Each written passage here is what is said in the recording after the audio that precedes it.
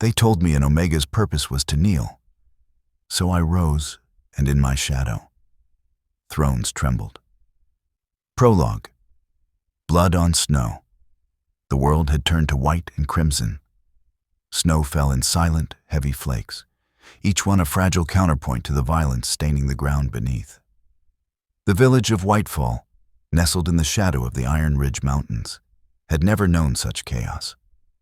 Sienna's world, once defined by the quiet servitude expected of an Omega, had shattered with the arrival of the Alpha King's guards at dawn.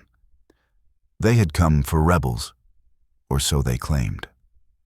Armed men in dark armor bearing the Black Fang insignia had swept through the village like a winter storm, overturning carts, kicking down doors, demanding answers to questions no one understood. The villagers, mostly Omegas and lower Betas, had cowered, as they had been taught since birth. To resist an Alpha's authority was to court death. But they found only fear in Whitefall. Fear and one young woman with fire in her veins that she had spent 22 years trying to contain. Sienna had been trying to reach the root cellar behind her family's modest cottage, clutching a single loaf of bread for her younger siblings who huddled inside, terrified by the sounds of boots and shouting. Her heart hammered against her ribs as she kept her head down, her movements small and submissive, everything she had been trained to be. Don't draw attention. Don't make eye contact. Don't give them a reason. But a hulking Beta guard, his face flushed with the cruelty that came from unchecked power, saw her as sport. Perhaps it was boredom. Perhaps it was the way violence begets more violence, spreading like contagion through a mob. Whatever the reason, he stepped into her path, blocking the narrow alley between cottages. "Where do you think you're going, little mouse?"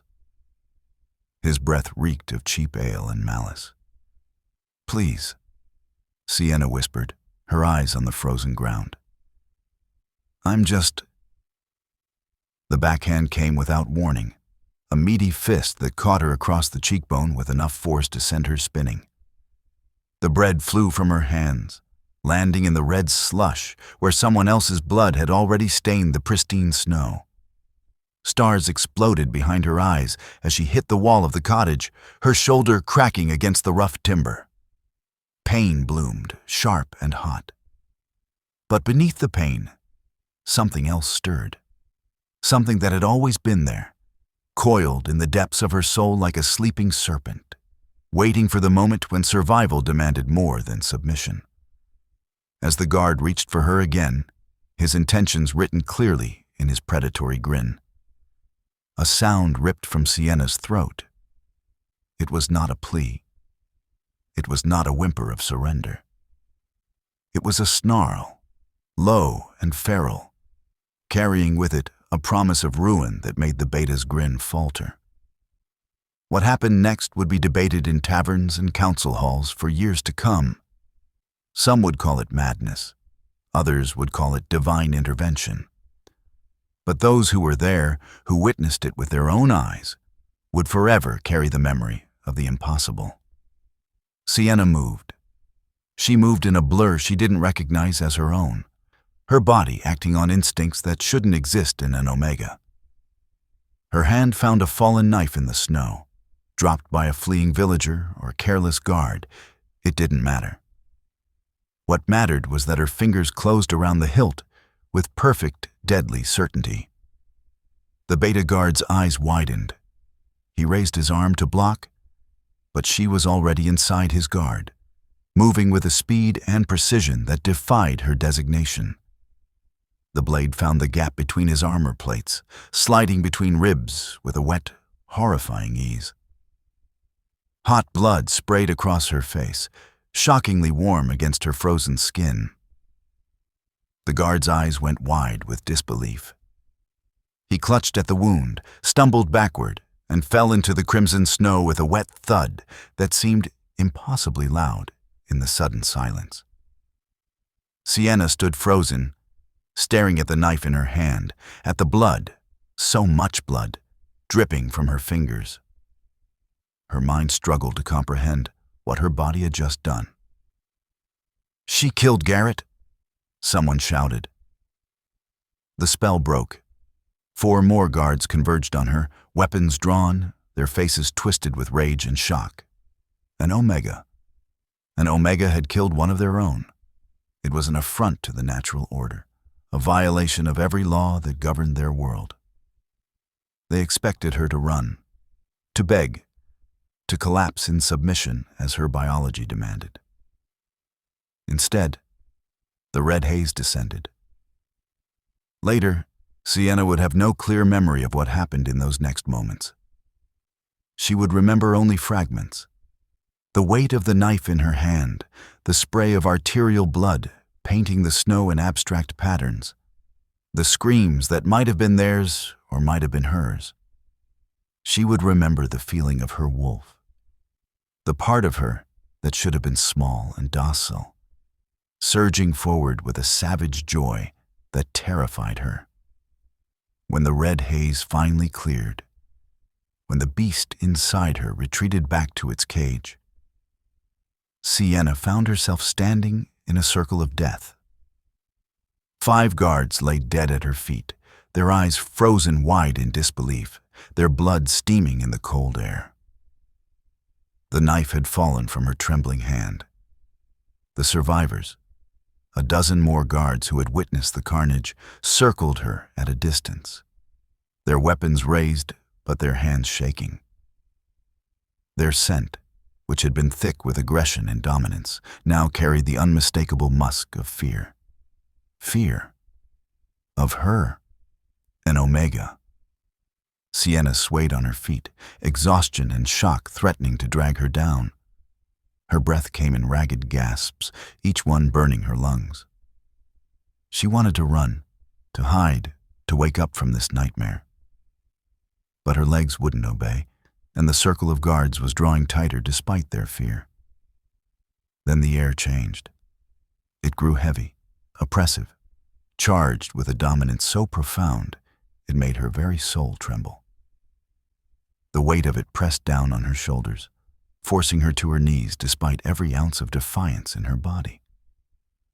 The surviving guards immediately dropped their weapons and prostrated themselves, their faces pressed into the bloody snow. The crowd of villagers who had gathered to watch the spectacle parted like the sea. And he emerged. Kaelen, the Alpha King.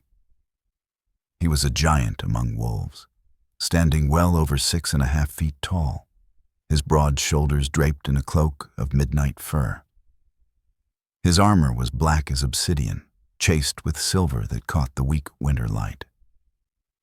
But it was his eyes that captured her, golden and fierce, burning with an intelligence and power that made her earlier display of violence seem like a child's tantrum. Those golden eyes found her across the carnage, pinning her in place more effectively than any chain. He took in the scene with a single sweeping glance. The dead guards, the blood-soaked Omega kneeling amidst the bodies, the knife discarded in the snow.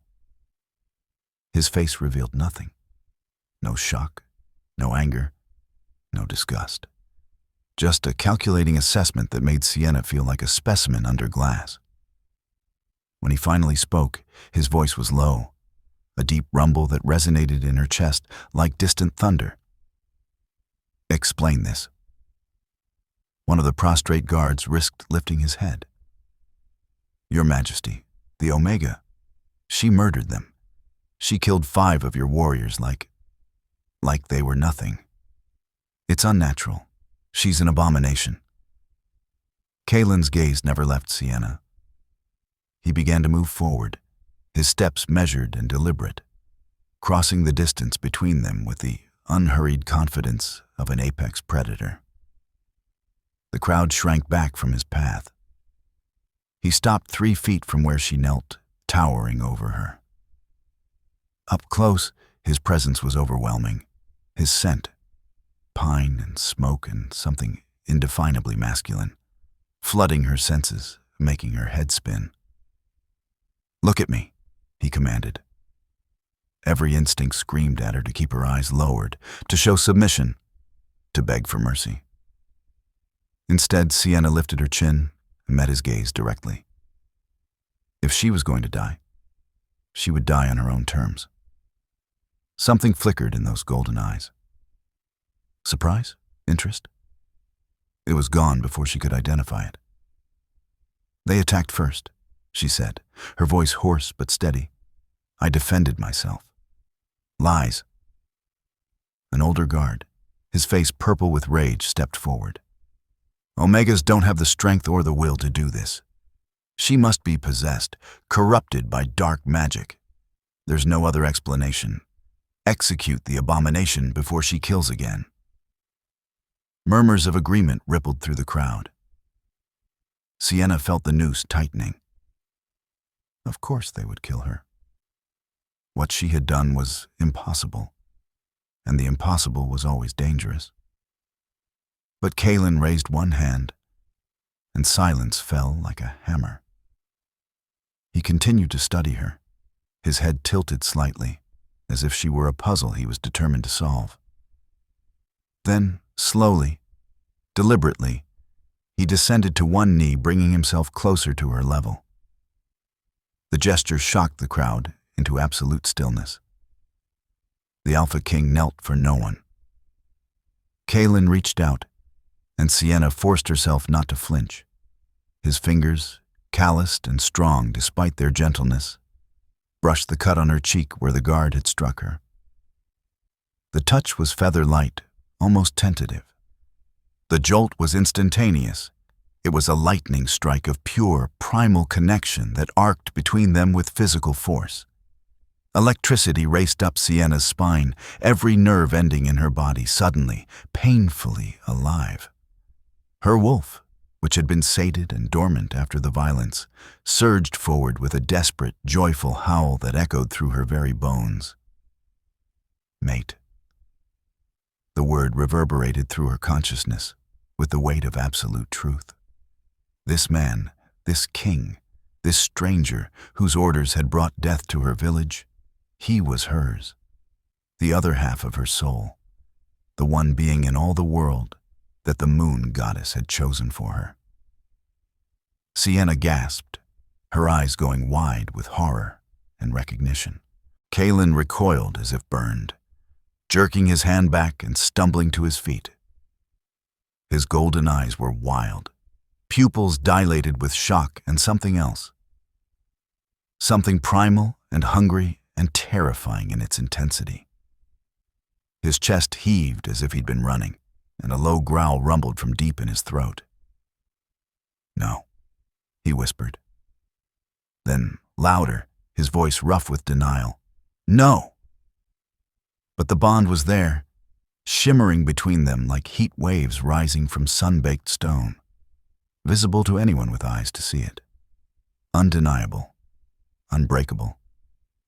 A horrified whisper slithered through the court guards and watching villagers spreading like wildfire. The bond. The Alpha King's mate is an Omega. It was unheard of. Alphas mated with alphas, creating bloodlines of pure power. Sometimes an alpha might take a strong beta as a mate, though it was considered a weakness. But an Omega? Never.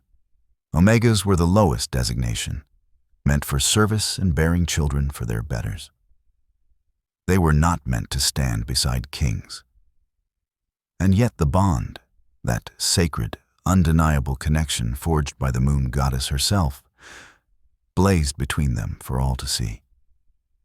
Kaelen's face had gone carefully blank, his expression transforming into the impenetrable mask of a ruler. When he spoke again, his voice was hard, commanding, betraying none of the turmoil Sienna could feel roiling through the bond. Take her to the West Tower, he ordered. She is not to be harmed. Anyone who touches her will answer to me personally.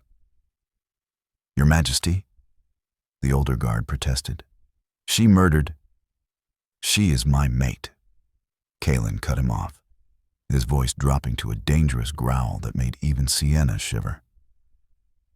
That places her under my direct protection and authority. "Are you questioning my judgment, Commander Aldrich?" The guard, Aldrich, went pale and immediately dropped to one knee. "Never, Your Majesty. Forgive me.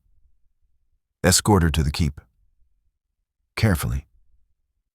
Kaelen's eyes met Sienna's one more time, and she saw a flash of something that might have been regret or might have been hunger.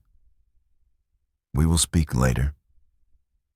Then he turned and strode away, his cloak billowing behind him, leaving Sienna kneeling in the blood-stained snow, her world irrevocably changed. Chapter 1. The Gilded Cage. The chains were cold iron, and they seared her skin with every step through the towering gates of Blackfang Keep. The castle rose from the mountainside like a natural extension of the stone itself, all sharp angles and brutal efficiency, built to withstand sieges that could last years. Ominous black towers pierced the gray sky, and everywhere Sienna looked, guards in dark armor watched her with barely concealed hostility. They threw her at the foot of an obsidian throne in the great hall, forcing her to her knees on the stone floor. The impact sent pain shooting through her kneecaps, but she bit down on any sound of discomfort. She would not give them the satisfaction. The great hall was vast and intimidating, designed to make visitors feel small and insignificant. High vaulted ceilings disappeared into shadow, and ancient banners hung from the walls, displaying the Black Fang sigil, a wolf's head with bared fangs, in silver thread on black fabric. Torch flames danced in iron sconces, casting shifting shadows that made the assembled court look like an army of specters. And it was a court, Sienna realized with growing dread. Dozens of alphas and betas lined the hall, their eyes fixed on her with expressions ranging from curiosity to outright disgust. She could smell their collective disdain, acrid and sharp. To them, she was an aberration, a cosmic mistake that had somehow ensnared their king. Kaelen sat on his throne, one hand resting on the arm, his posture deceptively relaxed. But Sienna could feel his tension through the bond, a taut wire stretched to breaking. His golden eyes were distant, cold, showing none of the shock or hunger from their first meeting. "An Omega," he said, his voice carrying easily through the cavernous hall. Each word fell like a stone into still water. "Explain to me how an Omega killed 5 of my trained warriors." It was not a question. It was a test, and Sienna knew that her life depended on her answer. She lifted her chin, meeting his gaze despite the chains that weighed down her wrists. "They attacked an unarmed villager," she said, her voice steady despite the fear coiling in her gut. "They attacked me when I tried to get food for my family. I defended myself, that's all." "That's all?" Aldrich, the commander from the village, stepped forward, his face red with indignation. "Your Majesty, this is preposterous. Omegas are biologically incapable of such violence. Their wolves are too weak, their instincts too submissive. This creature must be possessed by dark magic or corrupted by some foreign power. She's a threat to the entire pack structure." Murmurs of agreement rippled through the assembled court. Sienna felt the weight of their judgment pressing down on her, suffocating in its intensity. "Then what do you suggest, Commander?" Kaelen asked, his tone carefully neutral. "Execute the abomination," Aldrich said without hesitation, "before whatever corruption she carries spreads. Mate bond or not, Your Majesty, you cannot seriously consider." "Careful." The single word cracked like a whip, and Aldrich immediately fell silent. Kaelen rose from his throne, descending the 3 steps to the main floor with a predator's grace. "You speak of executing my mate. My mate, Commander. Would you like to finish that thought?" Aldrich paled, dropping to one knee. "I only meant, Your Majesty, that the good of the pack must come before personal considerations, even yours. It was diplomatically phrased, but the message was clear. The court expected Kaelen to reject the bond, to put Sienna to death and find a more suitable mate. After all, what was one Omega's life compared to the stability of the kingdom? Kaelen stopped directly in front of Sienna. This close, the bond thrummed between them with painful intensity, making it hard to breathe. She could feel his wolf prowling beneath his skin, could sense the battle raging inside him between duty and instinct, between logic and the undeniable pull of destiny. "Stand," he commanded. Sienna's body obeyed before her mind could process the order, her legs straightening despite her exhaustion. The chains clinked as she rose, and she swayed slightly before catching her balance. She was so close to him now that she could see the flecks of amber in his golden eyes, could count the barely visible scars that marked his jaw. His hand rose, and she forced herself not to flinch. His fingers brushed her cheek again, this time tracing the cut that had already begun to heal. The electric shock of contact was no less intense for being expected. "How did you do it?" he asked quietly, his voice pitched for her ears alone. No magic, no training. How does an Omega kill 5 warriors? "I don't know," Sienna admitted, her voice barely above a whisper. "I just moved. Like my body knew what to do, even though my mind didn't. Like there was someone else inside me." "Your wolf?" "Yes. But she's not supposed to be strong enough for that. I'm not supposed to be strong enough." Something flickered in Kaelen's eyes. Understanding, perhaps, or recognition. "No," he agreed softly. "You're not." He stepped back, breaking the contact, and Sienna felt the loss like a physical ache. When he addressed the court again, his voice had returned to its regal timbre, devoid of the intimacy they'd just shared. "The bond is sacred and unbreakable," he declared. "It is a gift from the moon goddess herself, and to reject it would be to spit in the face of the divine. However, Commander Aldrich raises valid concerns.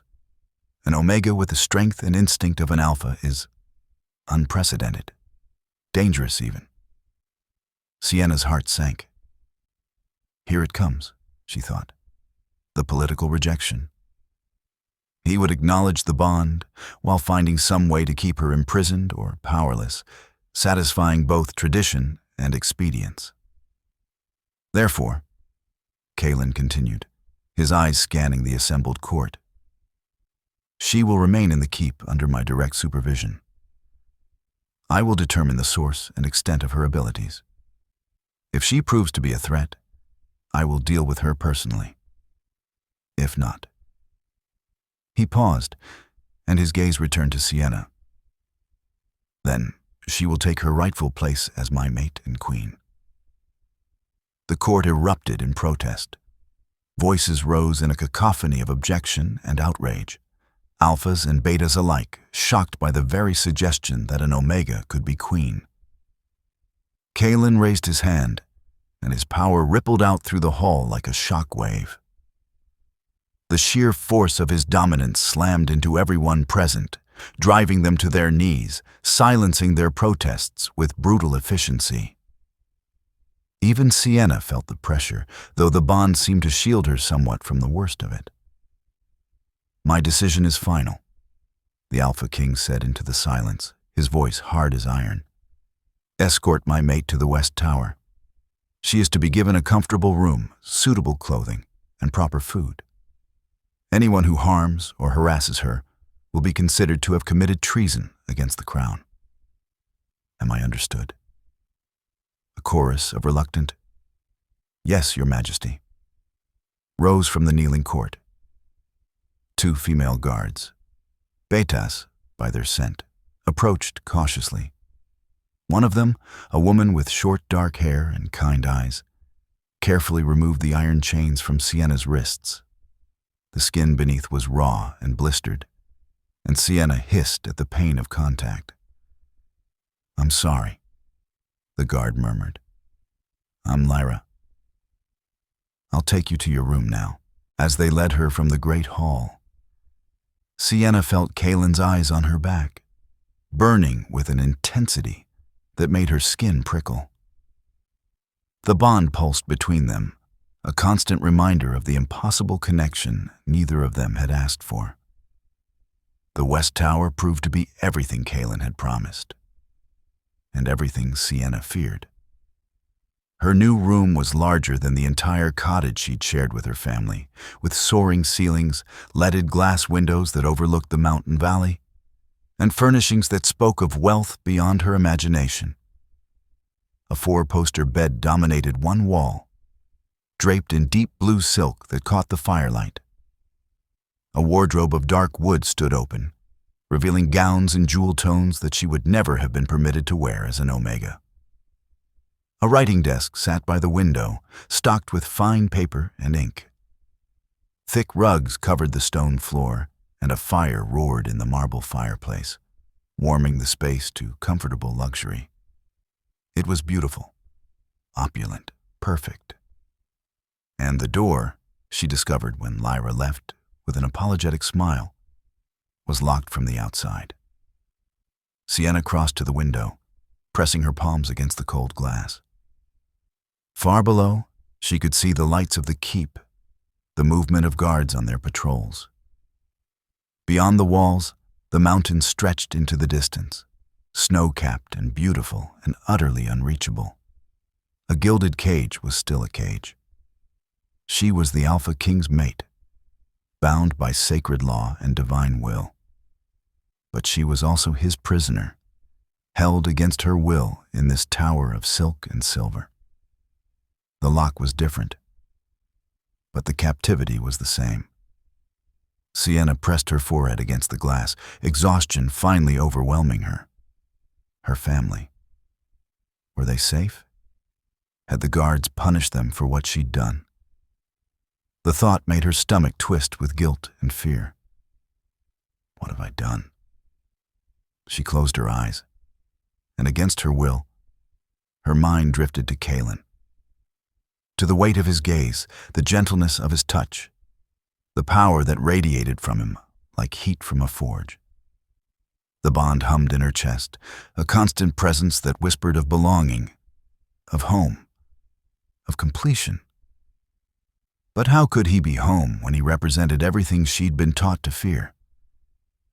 How could this bond be a gift when it felt like a collar around her neck? Sienna didn't have answers. She only had questions, fear, and the terrible, undeniable pull toward a man who held her fate in his hands. Outside, night fell over Blackfang Keep, and in her tower prison, Sienna stared at the stars and wondered if she would ever see her family again. Chapter 2. A War of Wills. He came to her that night, as Sienna had somehow known he would. She was standing by the window, wrapped in a thick robe she'd found in the wardrobe, staring out at the star-studded sky. The fire had burned down to embers, casting the room in warm, flickering shadows. She hadn't bothered to light the oil lamps. The darkness felt appropriate for the tangled mess of emotions churning inside her. She felt him before she heard him. A shift in the air, a prickling awareness at the base of her skull, the bond suddenly flaring to brilliant life. The door opened without a knock, and Kaelen entered, his broad frame filling the doorway. He wore no crown, no armor, just simple black clothes that somehow made him look more dangerous, not less. Without the trappings of kingship, he was just a man. But what a man. His presence filled the room, commanding attention even in silence. "The bond," he began. "Is a curse," Sienna interrupted, not turning from the window. She saw his reflection in the glass, saw the flash of something, irritation, amusement, cross his features. "You feel it," he said, his voice dropping to a near growl as he stepped closer. I can sense the tremor in your hands when I'm near. The way your pulse quickens. That is not fear. It is rage, she hissed, whirling to face him. The robe flared around her legs, and she clutched it tighter, suddenly aware of how thin the fabric was, how vulnerable she was in this moment. You are the king whose tyranny bleeds my people, whose guards terrorize villages for sport, whose orders— Her voice caught. Whose orders killed my parents? The words hung between them like a blade. Kaelen went very still. What do you mean? 3 years ago. The raid on Whitefall. Your soldiers came looking for rebels and found only farmers and families. They burned half the village. They killed anyone who resisted. And my parents— Sienna's voice broke, but she forced herself to continue. My parents tried to protect the children hiding in the church. They were cut down in front of everyone as a lesson. So don't talk to me about this bond as if it's a blessing. It's a cosmic joke, a curse, nothing more. Kaelen's jaw clenched, a muscle jumping beneath his skin. When he spoke, his voice was rough with something that might have been regret. I remember that raid. The commander responsible was executed for his brutality and failure to follow orders. He was supposed to extract information, not slaughter innocents. And yet they died. My parents and dozens of others. Because of you. Yes, he said simply. Because of me. The buck stops at the throne, Sienna. Every death, every act of violence done in my name, I bear that weight. Do you think I sleep soundly? Do you think I don't see their faces when I close my eyes? The admission startled her. She'd expected denial, justification, royal deflection. Not this raw honesty that made him seem suddenly, startlingly human. Then why? She demanded. Why the raids? Why the oppression? Why do your people live in fear while Omegas are treated like property? Kaelen crossed to the fireplace, his movements restless. He braced his hands on the mantel, staring into the dying embers. Because I inherited a kingdom on the brink of civil war. My father— His voice took on a bitter edge. My father was weak. He let the regional alphas grow powerful, allowed them to create their own fiefdoms, their own laws. By the time he died, we were 3 months away from open rebellion that would have torn the pack apart. He turned to face her, and in the firelight, she could see the weight of his crown etched in the lines around his eyes, the set of his jaw. I had a choice, he continued. Consolidate power through force, impose order even if it meant brutality, and keep the pack whole. Or maintain peace through weakness and watch everything fracture into a dozen warring territories where even more innocent people would die in the crossfire. I chose the former. And yes, people have suffered for it. People like your parents. Sienna wanted to hate him. God, she wanted to hate him with every fiber of her being. But she could hear the truth in his words, see the genuine pain in his eyes. This was not a tyrant who enjoyed cruelty.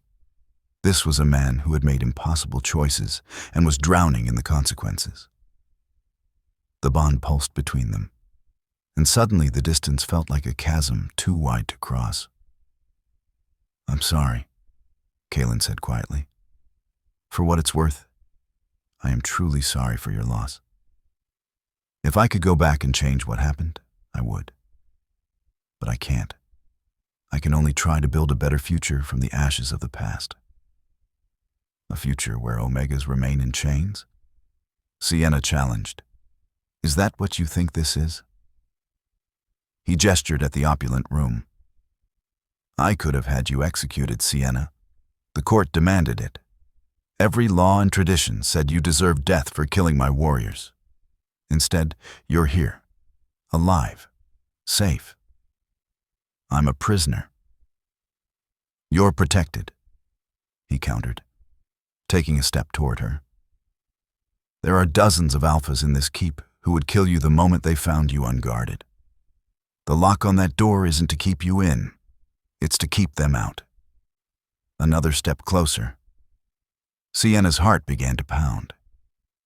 You say you feel rage, Kaelen continued, his voice dropping to something intimate, dangerous. But I can sense your wolf through the bond, Sienna. She doesn't hate me. She calls to mine, and mine. He stopped an arm's length away, close enough that she could feel his heat, smell his scent. Mine howls for her. For you. Every second we're apart is agony. Every moment I'm near you without touching, without claiming. He stopped himself, his hands clenching into fists at his sides. Sienna's breath came faster.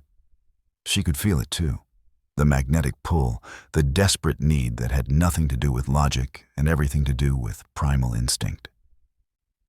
Her body wanted to close the distance, to lean into his warmth, to surrender to the bond. She took a deliberate step backward. I will not be claimed like territory, she said, proud that her voice didn't shake. I will not be another thing you conquer and control. Something flashed in Kaelen's eyes. Respect, perhaps, mixed with frustration and hunger. I don't want to conquer you, Sienna. I want to understand you. That fire inside you, that strength that should not exist in an Omega. It wasn't extinguished by years of servitude. You survived what should have broken you. That makes you more than valuable. It makes you extraordinary. He reached out slowly, telegraphing his movement, giving her every chance to pull away. When she didn't, his fingers brushed her cheek, tracing the line of her jaw with devastating gentleness. The jolt was electric, just as it had been before. But this time, in the privacy and intimacy of the fire-lit room, it felt like something more, something deeper. The bond surged between them, and for a moment, Sienna could feel his emotions as clearly as her own. Desire, yes, but also wonder, confusion, and a loneliness so profound it stole her breath. I see you, Kaelen whispered, the real you, beneath the fear and the rage. I see your strength, and it doesn't threaten me. It calls to me. Sienna closed her eyes, fighting the urge to lean into his touch. You don't know me. Then let me. His thumb brushed across her lower lip, and she couldn't suppress the shiver that ran through her. Let me learn who you are. Not as my prisoner or my subject, but as my mate, as an equal. Equals don't lock each other in towers. Equals protect each other from those who would do them harm. His hand dropped, and the loss of contact made her want to whimper. The door will be unlocked tomorrow. You'll have freedom of the keep, with a guard for your safety. Choose to stay, Sienna. Choose to give us a chance. Not because I command it, but because you want to. With that, he turned and walked to the door. He paused on the threshold, looking back at her with an expression so raw and vulnerable, it made her chest ache. For what it's worth, he said softly. I didn't ask for this bond either. I had plans, duties, a list of politically advantageous matches that would have strengthened the kingdom. And then I touched you, and every single one of those plans turned to ash. You terrify me, Sienna. Not because of your strength, but because you made me feel something I thought I'd buried along with my father. You made me hope. Then he was gone, the door closing softly behind him, leaving Sienna alone with the ghost of his touch on her skin and the echo of his words in her mind. She sank onto the bed, her legs suddenly unable to hold her weight.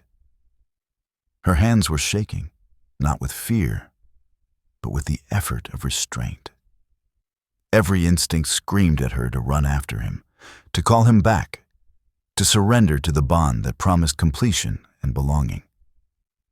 But she had spent 22 years learning to suppress her instincts, to ignore her wolf's desires in favor of survival. She couldn't simply abandon that hard-won control now, no matter how much it hurt to resist. Could she?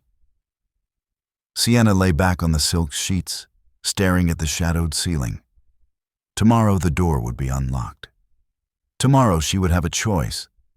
Stay and explore this impossible bond with a man who was both tyrant and protector, or find a way to escape back to a life that had never truly been hers.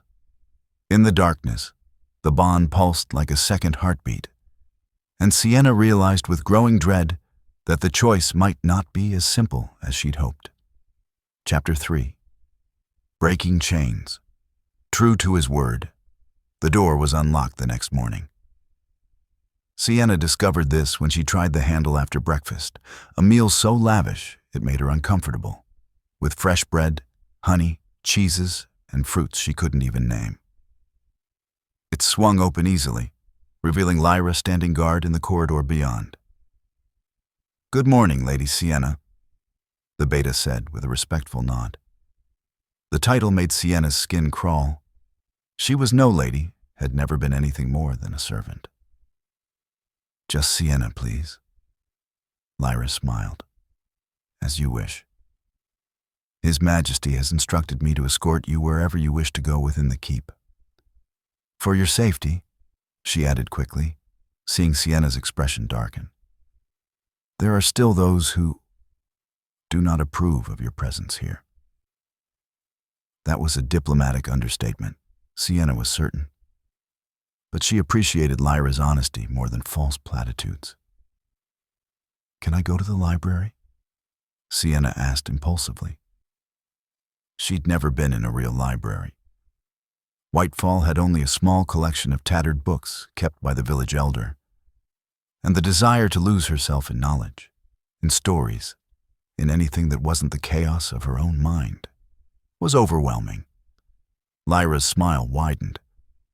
"Of course. Follow me." The library was everything Sienna had dreamed of, and more.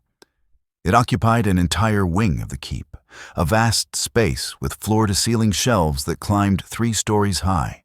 Ladders on rails provided access to the upper levels, and comfortable reading nooks were scattered throughout, complete with deep chairs and warm throws.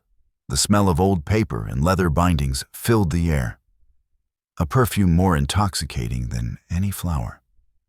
Sienna stood frozen in the doorway, overwhelmed by the sheer magnitude of knowledge contained within these walls.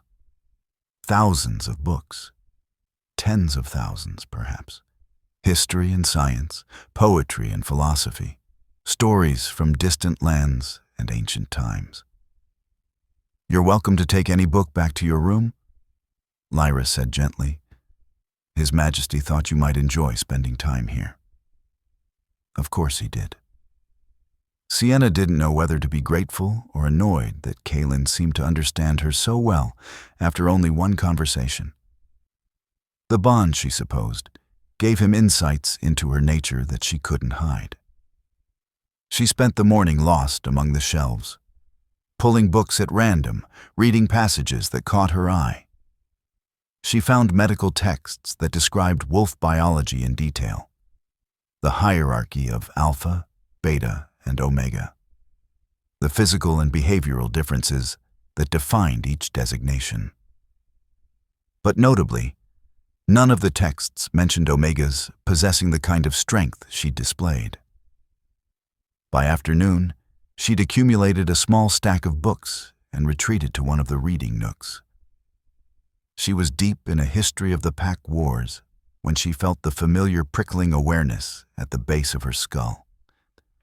Kaelen stood at the entrance to the library, his imposing figure framed by the doorway. He wore his armor today, the black and silver marking him as the warrior king he was. His eyes found her immediately, as if the bond had drawn him straight to her location. For a long moment, they simply stared at each other, across the expanse of books and silence.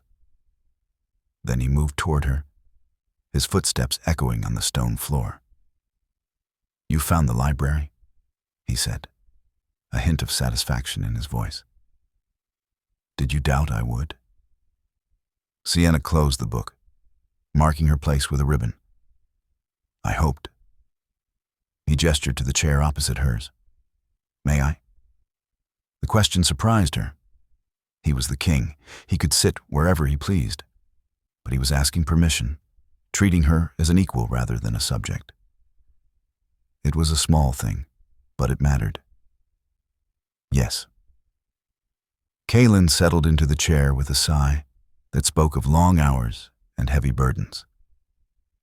Without the throne and the court around him, he seemed somehow more human, the weight of his responsibilities visible in the set of his shoulders. "What are you reading?" he asked. Sienna held up the book. "A History of the Third Pack War. I'm trying to understand how we got here. Why the world is the way it is." "Find any answers?" "Only more questions." She hesitated, then asked something that had been bothering her since the previous night. "You said your father was weak. That his weakness nearly destroyed the kingdom. But everything I've read suggests he was known as Aldrich the Peacemaker. He ended the Fourth Pack War through diplomacy, not bloodshed." Kaelen's expression darkened. "Peace through appeasement is not true peace. It's merely a pause before the next conflict. My father gave concessions to every alpha who demanded them, trying to make everyone happy. In doing so, he fractured the kingdom's unity and emboldened those who saw kindness as weakness. And you chose to rule through fear instead. I chose to rule through strength," he corrected. "Fear is merely a side effect. When I took the throne, the regional alphas had their own armies, their own laws, their own courts. We were a kingdom in name only. I had to break their power and centralize authority, or we would have descended into civil war. Yes, it was brutal. Yes, people suffered. But the alternative would have been worse." Sienna studied him, seeing the conviction in his eyes, the burden of his choices etched in every line of his face.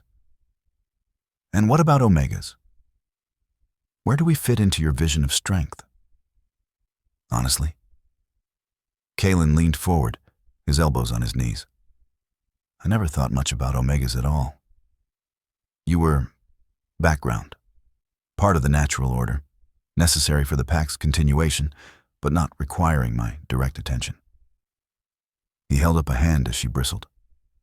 "I know how that sounds. I'm not proud of it, but I was raised in a world where alphas ruled, betas served, and omegas submitted. It was simply the way things were. And now? Now I've met an omega who killed 5 trained warriors with her bare hands.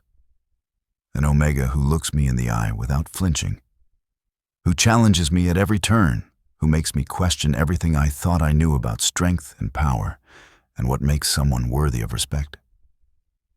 His golden eyes locked with hers, intense and searching. "Now I think perhaps I've been very, very wrong." The admission hung between them, raw and honest. Sienna felt something shift inside her chest. Not forgiveness, exactly, but perhaps the first fragile shoots of understanding. "What happened to you, Sienna?" Kaelen asked softly. "How does an omega in a backwater village develop the instincts of an alpha warrior?" "I don't know," she admitted. "I've always been different, but I learned to hide it. When I was 12, a beta boy tried to force himself on me.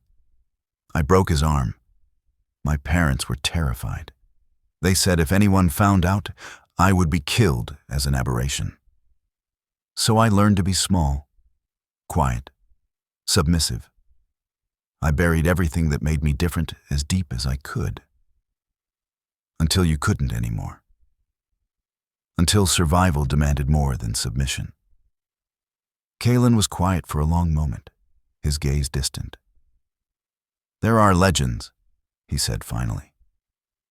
"Old stories from before the packs were unified, when the world was wilder and magic more common. They speak of Omegas born with Alpha souls, warriors who were meant to balance the scales, to protect rather than submit. But they're just myths. Children's tales. Are they?" Sienna challenged. "I'm sitting right here. I did what I did. If the myths explain it better than your medical texts, perhaps they're not myths at all. Perhaps not." He stood, moving to the window that overlooked the training yard below. "Come here." Sienna hesitated, then rose and joined him. From this vantage point, she could see dozens of warriors sparring in the yard. Alphas and betas engaged in brutal, elegant combat that was half dance, half warfare. "You see them?" Kaelen asked. "Every one of them is trained since childhood to fight, to defend the pack. They know 100 ways to kill, and they've each shed blood in service to the kingdom." He turned to face her.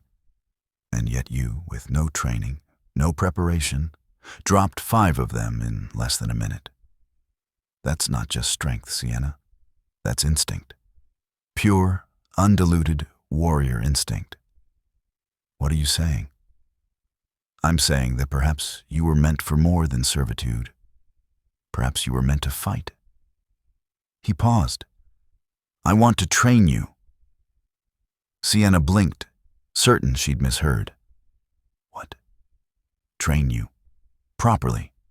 Teach you to harness whatever power lies inside you, to use it with control and precision rather than blind instinct. If you're going to be my queen, I haven't agreed to that. If you're going to be my queen," he continued, undeterred, "you need to be able to defend yourself. The court sees you as a threat. There will be assassination attempts. I can't protect you every moment of every day, but I can teach you to protect yourself." It was a practical offer, made for practical reasons. But beneath the logic, Sienna could feel something else through the bond, a desire to understand her, to see what she was truly capable of when given the opportunity to thrive rather than merely survive. "And if I refuse?" she asked. "Then you refuse. I won't force you. But I think you want this, Sienna. I think you're tired of hiding what you are. I think you want to be strong in the open rather than in secret." He was right, damn him. The idea of learning to fight properly, of channeling the wild instinct that had saved her life into something controlled and powerful. It called to something deep in her soul. "When would we start?" she asked. Kaelen's smile was fierce and approving. "Tonight, after the court retires. The training yard will be empty, and we'll have privacy." "Why the secrecy?" "Because if the court sees me training my Omega mate in combat, they'll see it as either madness or weakness. Better to let them wonder than to give them ammunition." He moved closer, close enough that she had to tilt her head back to maintain eye contact. "This is between us. Not king and subject, not captor and prisoner. Just you and me, learning what you're truly capable of." Sienna's heart hammered against her ribs. This close, with his scent surrounding her and his warmth radiating against her skin, it was hard to think clearly. The bond pulsed between them, urging her closer, whispering promises of belonging and completion. "All right," she whispered. "Tonight." Kaelen's eyes flashed with something that might have been triumph or might have been relief. His hand rose slowly, giving her every chance to pull away, and cupped her cheek with that same devastating gentleness from the night before. "You're stronger than you know, Sienna. I'm going to prove it to you." Then he stepped back, breaking the contact, leaving her breathless and off balance. He sketched a small bow, playful, almost teasing, and left the library, leaving Sienna alone with her racing heart and the growing realization that Kaelen, Alpha King and Tyrant, was far more dangerous to her peace of mind than she'd ever imagined, because she was beginning to like him. And that terrified her more than any threat of death ever could. Chapter 4. Forged in Moonlight. The training yard was deserted when Sienna arrived that night, dressed in the simple tunic and trousers Lyra had provided at Kaelen's request. The moon hung full and bright overhead, casting silver light across the packed earth and turning the world into something ethereal and strange. Kaelen was already there, waiting by the weapons rack. He'd shed his armor in favor of training clothes similar to hers, simple, functional, allowing for freedom of movement.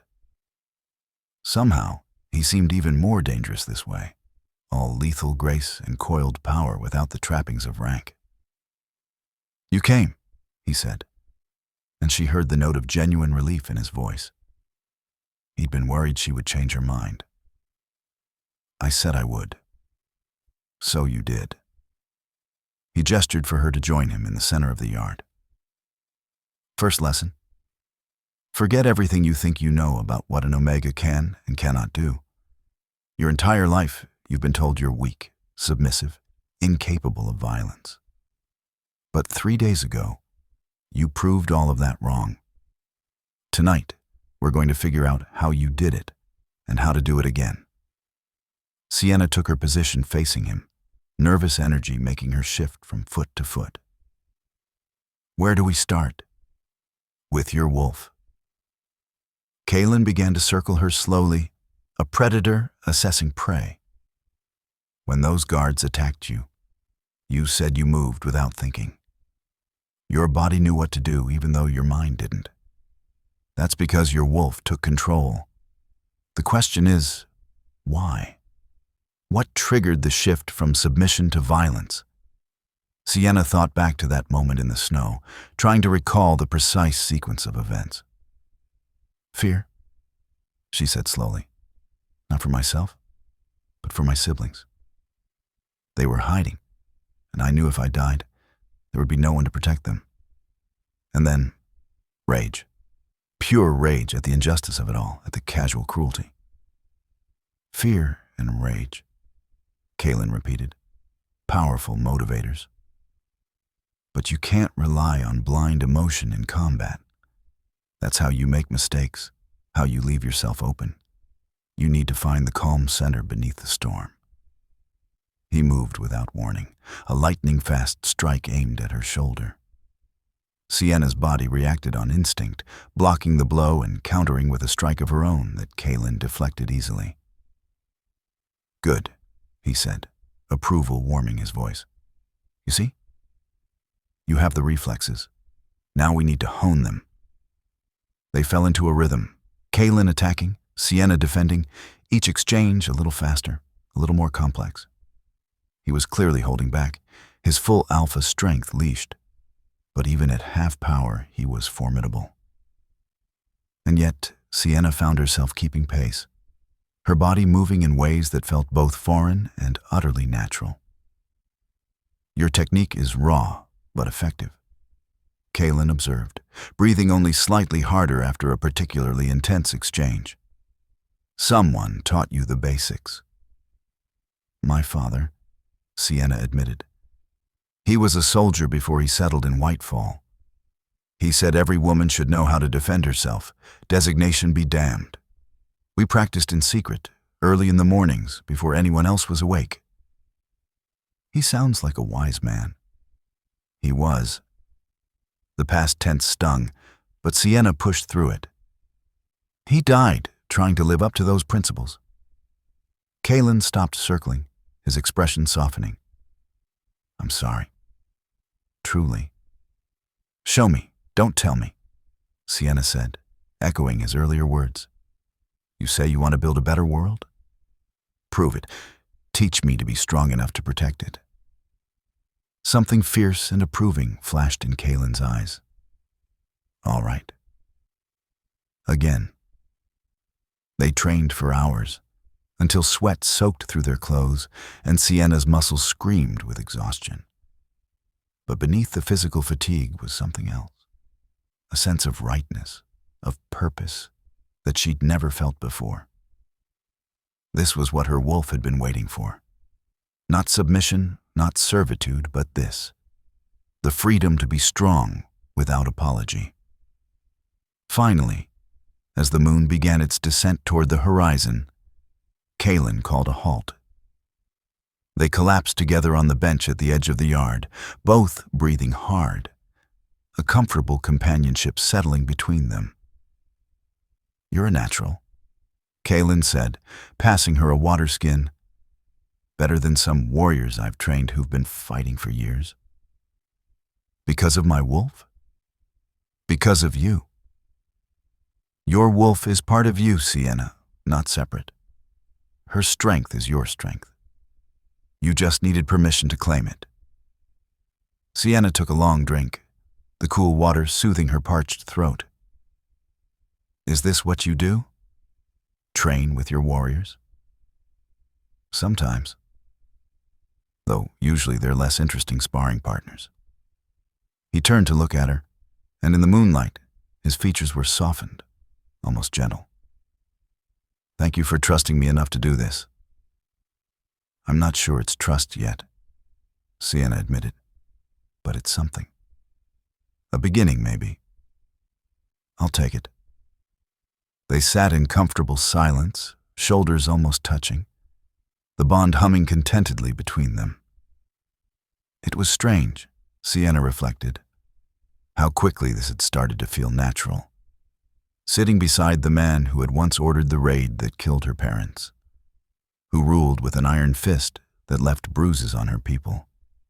And yet here she was, seeing him not just as a king, but as a man, complex and flawed and trying, in his own way, to do right. "Can I ask you something?" Sienna said. "Always." "Why are you really doing this? Training me, I mean. It's not just about teaching me to defend myself, is it?" Kaelen was quiet for a long moment, his gaze fixed on the horizon. "No," he admitted finally.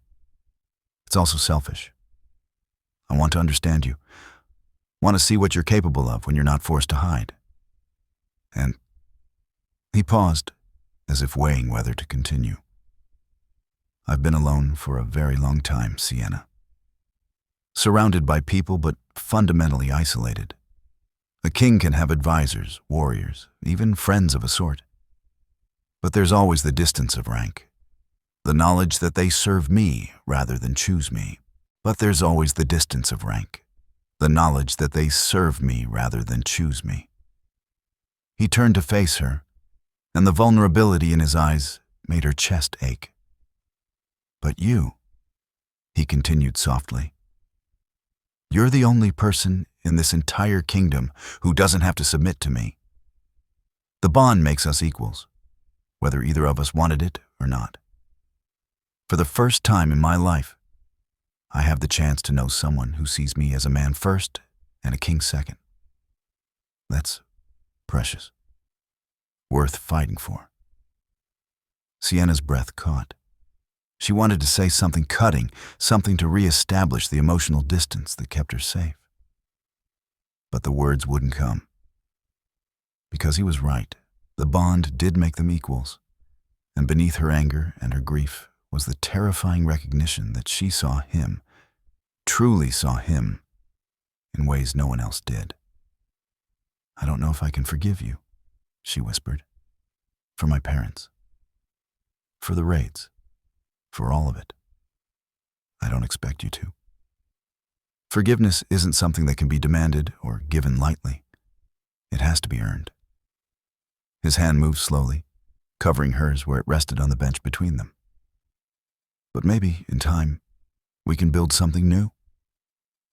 Not erasing the past, but creating a future that honors their memory by being better than what came before." The touch of his hand sent electricity racing up her arm, but this time Sienna didn't pull away. Instead, she turned her hand over, lacing her fingers with his, allowing the connection even as her mind screamed warnings. "One day at a time," she said. "One day at a time," Kaelen agreed. They sat together as the moon set and the first hints of dawn painted the eastern sky. Two wounded souls finding unexpected solace in each other's presence. Their joined hands, a tentative bridge across the chasm of pain and duty that separated them. It was a beginning, fragile and uncertain, but real.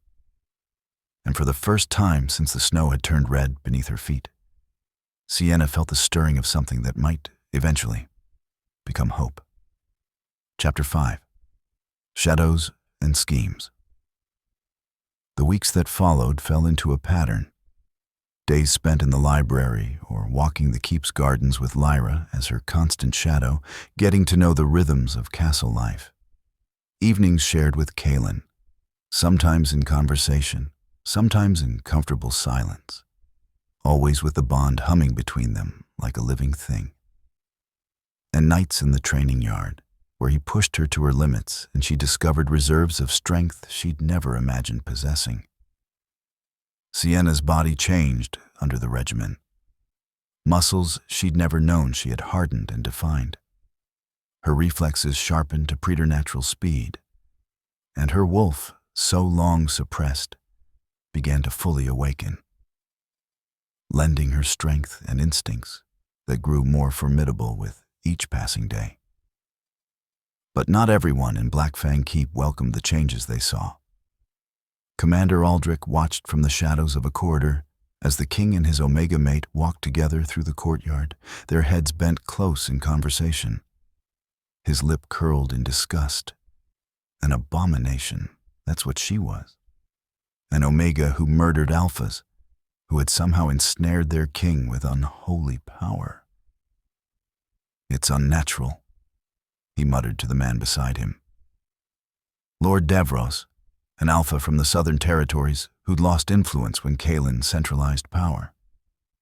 The bond might be real, but that doesn't make it right. She's corrupting him, making him weak. "The court agrees," Davros said quietly. "More than you might think. They see how he looks at her, how he indulges her. She walks free while better women, Alpha women, are overlooked. It sets a dangerous precedent."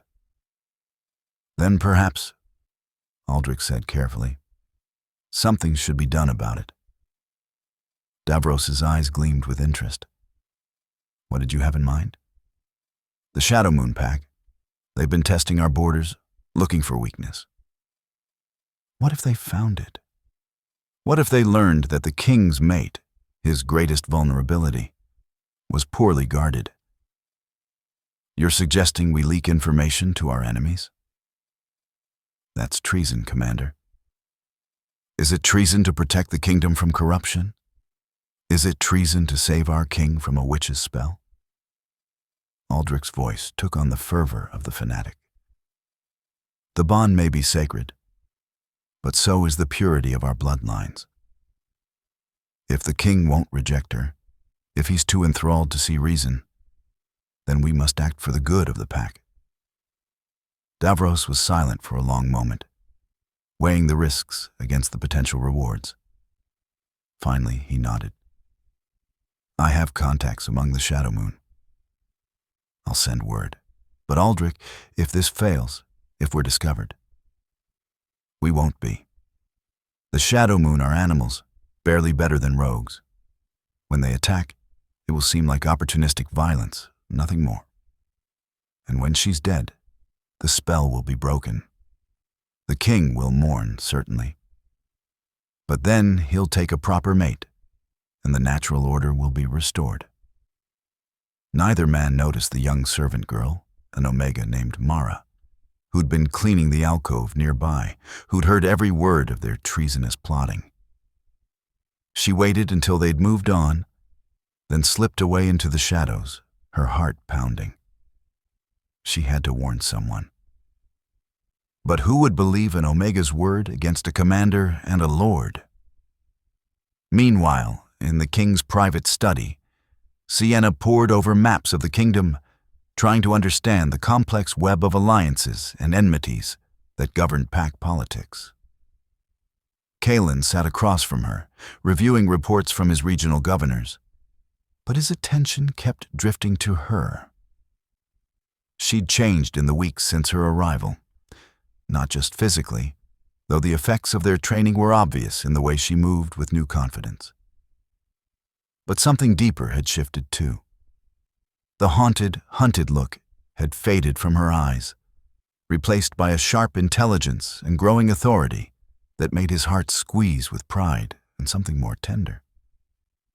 "You're staring," Sienna said, without looking up from her map. "Guilty?" Kaelen made no effort to hide his smile. "Can you blame me?" She finally looked up, one eyebrow raised in question. In the firelight, with her hair loose around her shoulders and her defenses momentarily down, she was breathtaking. "I'm trying to understand why the Shadow Moon Pack hates us so much. According to these reports, they attack our borders at least once a month." "Old grievances," Kaelen explained, grateful for the change of subject before he did something foolish like cross the room and kiss her. "Their alpha, Revan, was one of the regional powers my father appeased for years. When I took the throne and demanded he submit to central authority, he refused. I stripped him of his lands and titles. He retreated into the mountains with his most loyal followers and has been nursing his resentment ever since. So he's dangerous. Very. He's smart, ruthless, and patient. He'll wait for the perfect moment to strike, when we're most vulnerable." "Like now," Sienna said quietly. "With you distracted by an Omega mate who's causing discord in your court." Kaelen's expression darkened. "You're not a distraction. You're my mate. Anyone who suggests otherwise is welcome to challenge me personally." "That's not how politics works, and you know it." She set down the map and met his gaze squarely. "I've seen how the court looks at me. I've heard the whispers. They think I'm corrupting you, weakening you. And maybe..." She paused, her voice dropping. "Maybe they're right.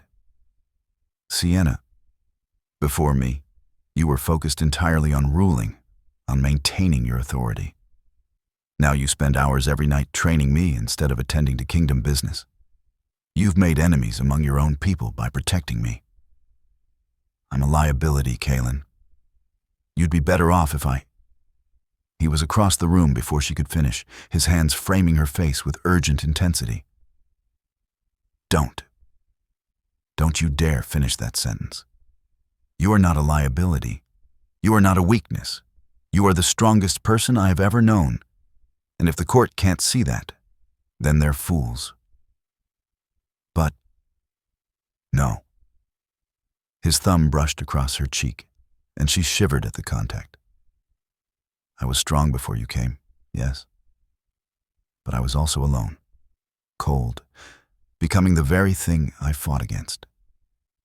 A tyrant who ruled through fear because he'd forgotten how to feel anything else. You remind me why I'm fighting, Sienna. You remind me that strength without compassion is just cruelty with a crown." Sienna's breath caught. They were so close now, barely an inch separating them, the bond blazing between them with an intensity that made her dizzy. She could feel his heart beating, fast and strong, matching the rhythm of her own. "I'm afraid," she whispered, "of this, of you, of what it means if I surrender to what I'm feeling." "I'm terrified," Kaelen admitted, his voice rough. "You have more power over me than any enemy could dream of. You could destroy me with a word, and I'd thank you for it. But Sienna, I think you're worth the risk. I think we're worth the risk." The distance between them evaporated. Sienna couldn't say who moved first. Maybe they both did, drawn together by the bond that demanded completion. But suddenly his lips were on hers, and the world narrowed to the sensation of his mouth, his hands tangling in her hair, his body warm and solid against hers. The kiss was everything and nothing like she'd imagined. Urgent and tender, demanding and questioning, a conversation without words that spoke of longing and fear and hope. The bond sang with completion, the two halves finally, gloriously united.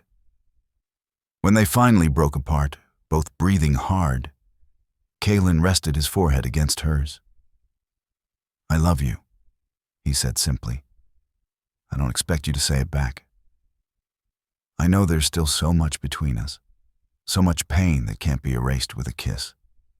But I need you to know. Whatever happens, you are the best thing that's ever happened to me." Sienna's eyes burned with unshed tears. She wanted to say it back, wanted to surrender completely to the feelings overwhelming her. But the words stuck in her throat, held back by the ghost of her parents' memory and the knowledge that loving him meant accepting everything he represented. "I need time," she whispered. "Please." "You have it. All the time you need." He pressed a gentle kiss to her forehead and stepped back, the loss of contact making them both wince. "But know this, Sienna, I'm not going anywhere. I'll wait as long as it takes." Before Sienna could respond, a sharp knock on the study door interrupted them. Lyra entered, her expression troubled.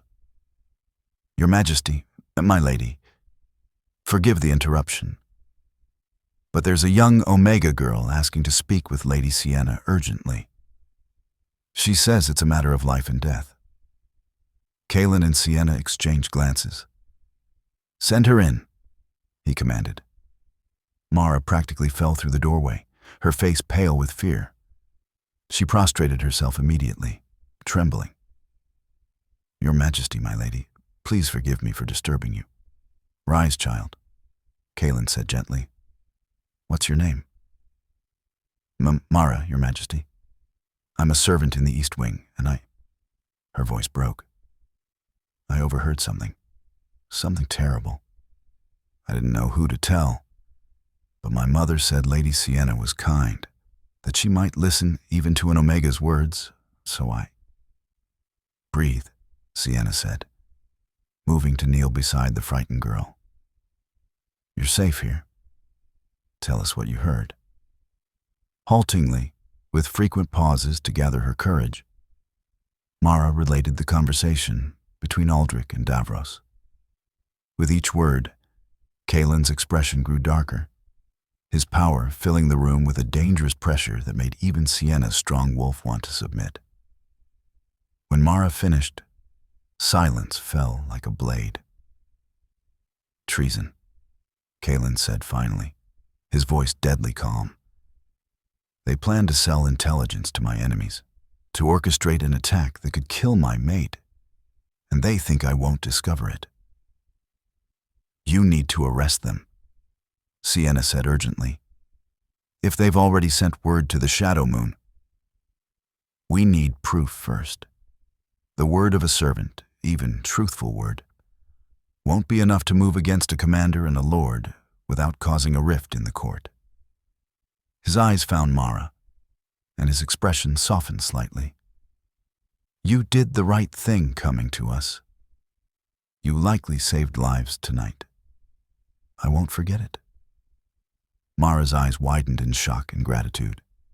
For an Omega to receive direct praise from the king was unheard of. "Lyra," Kaelen continued, "take Mara somewhere safe. I want her protected and provided for. She's under my personal protection now." After Lyra had escorted the still trembling girl from the room, Kaelen turned to Sienna. "I want you to increase your guard, double it, and stay within the keep. No more walks in the gardens until this is resolved." "Absolutely not," Sienna said firmly. "If you lock me away, it will look like fear. It will make their accusations seem true, that I make you weak. I don't care how it looks. Your safety is not more important than the kingdom's stability," Sienna interrupted. Kaelen, think. If I hide, if I appear frightened, it will embolden them. But if I continue as normal, if I show strength rather than weakness, it undermines their entire argument. You're asking me to use you as bait. I'm asking you to trust that I can protect myself. You've been training me for weeks. Let me prove that it wasn't wasted effort. Kaelen looked torn, the protective instinct warring with the strategic mind. Finally, he nodded reluctantly. On one condition, I want you armed at all times. And if there's any sign of an attack, any hint that they're moving against you, you run. You find me, and you let me handle it. Promise me.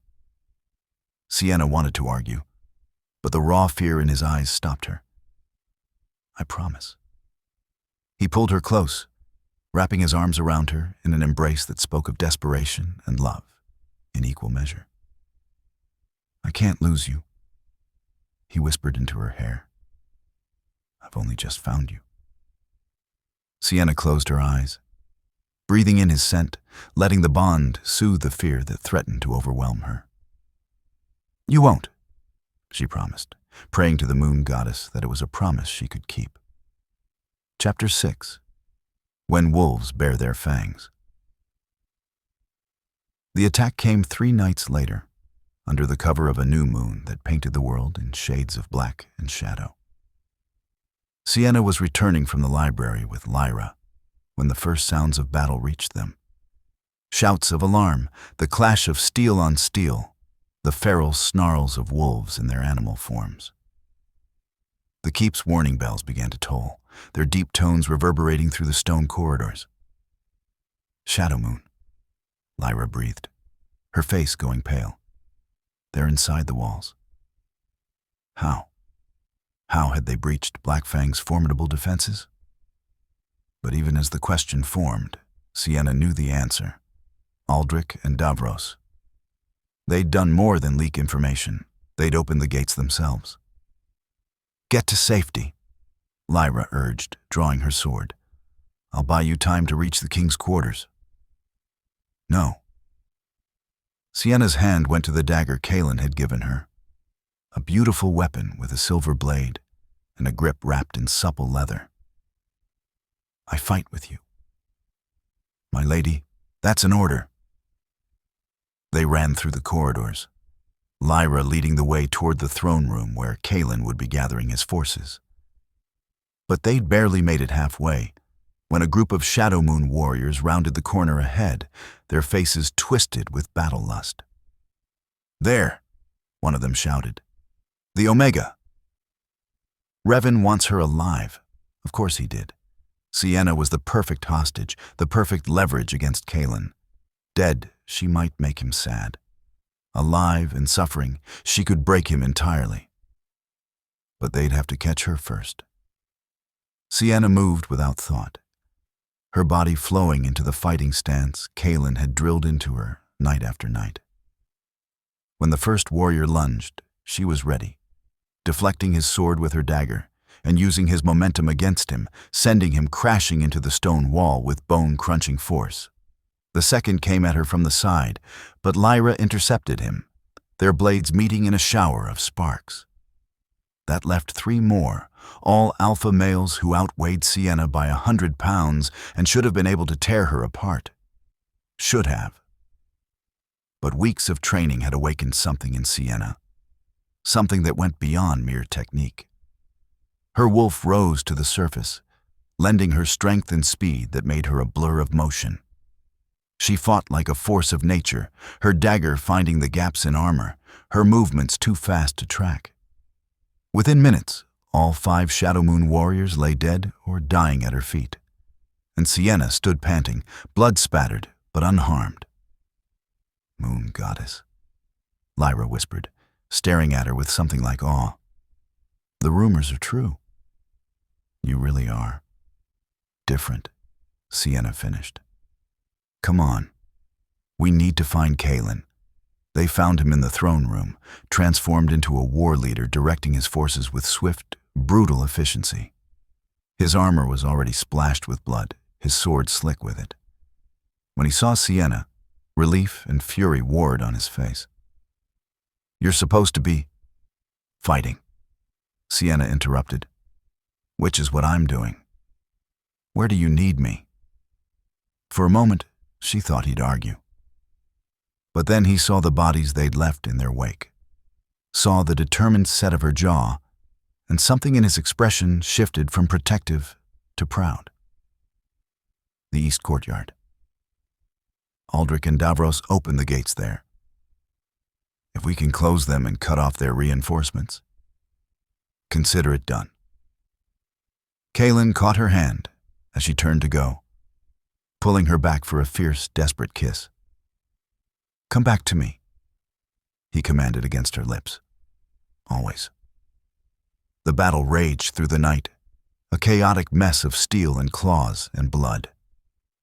Sienna fought with a skill and ferocity that shocked even herself, her dagger singing through the air, her wolf lending her strength that belied her size. She and Lyra fought side by side, protecting each other's backs, cutting through Shadow Moon warriors with methodical efficiency. They reached the East Courtyard to find Aldrich himself holding the gates open, his face a mask of fanatical determination. When he saw Sienna, his expression twisted with hatred. "Abomination!" he snarled. "You've corrupted our king, but you won't corrupt our kingdom." "I've corrupted nothing," Sienna shot back, advancing on him. "I've only shown him that strength comes in many forms. Something you're too blind to see."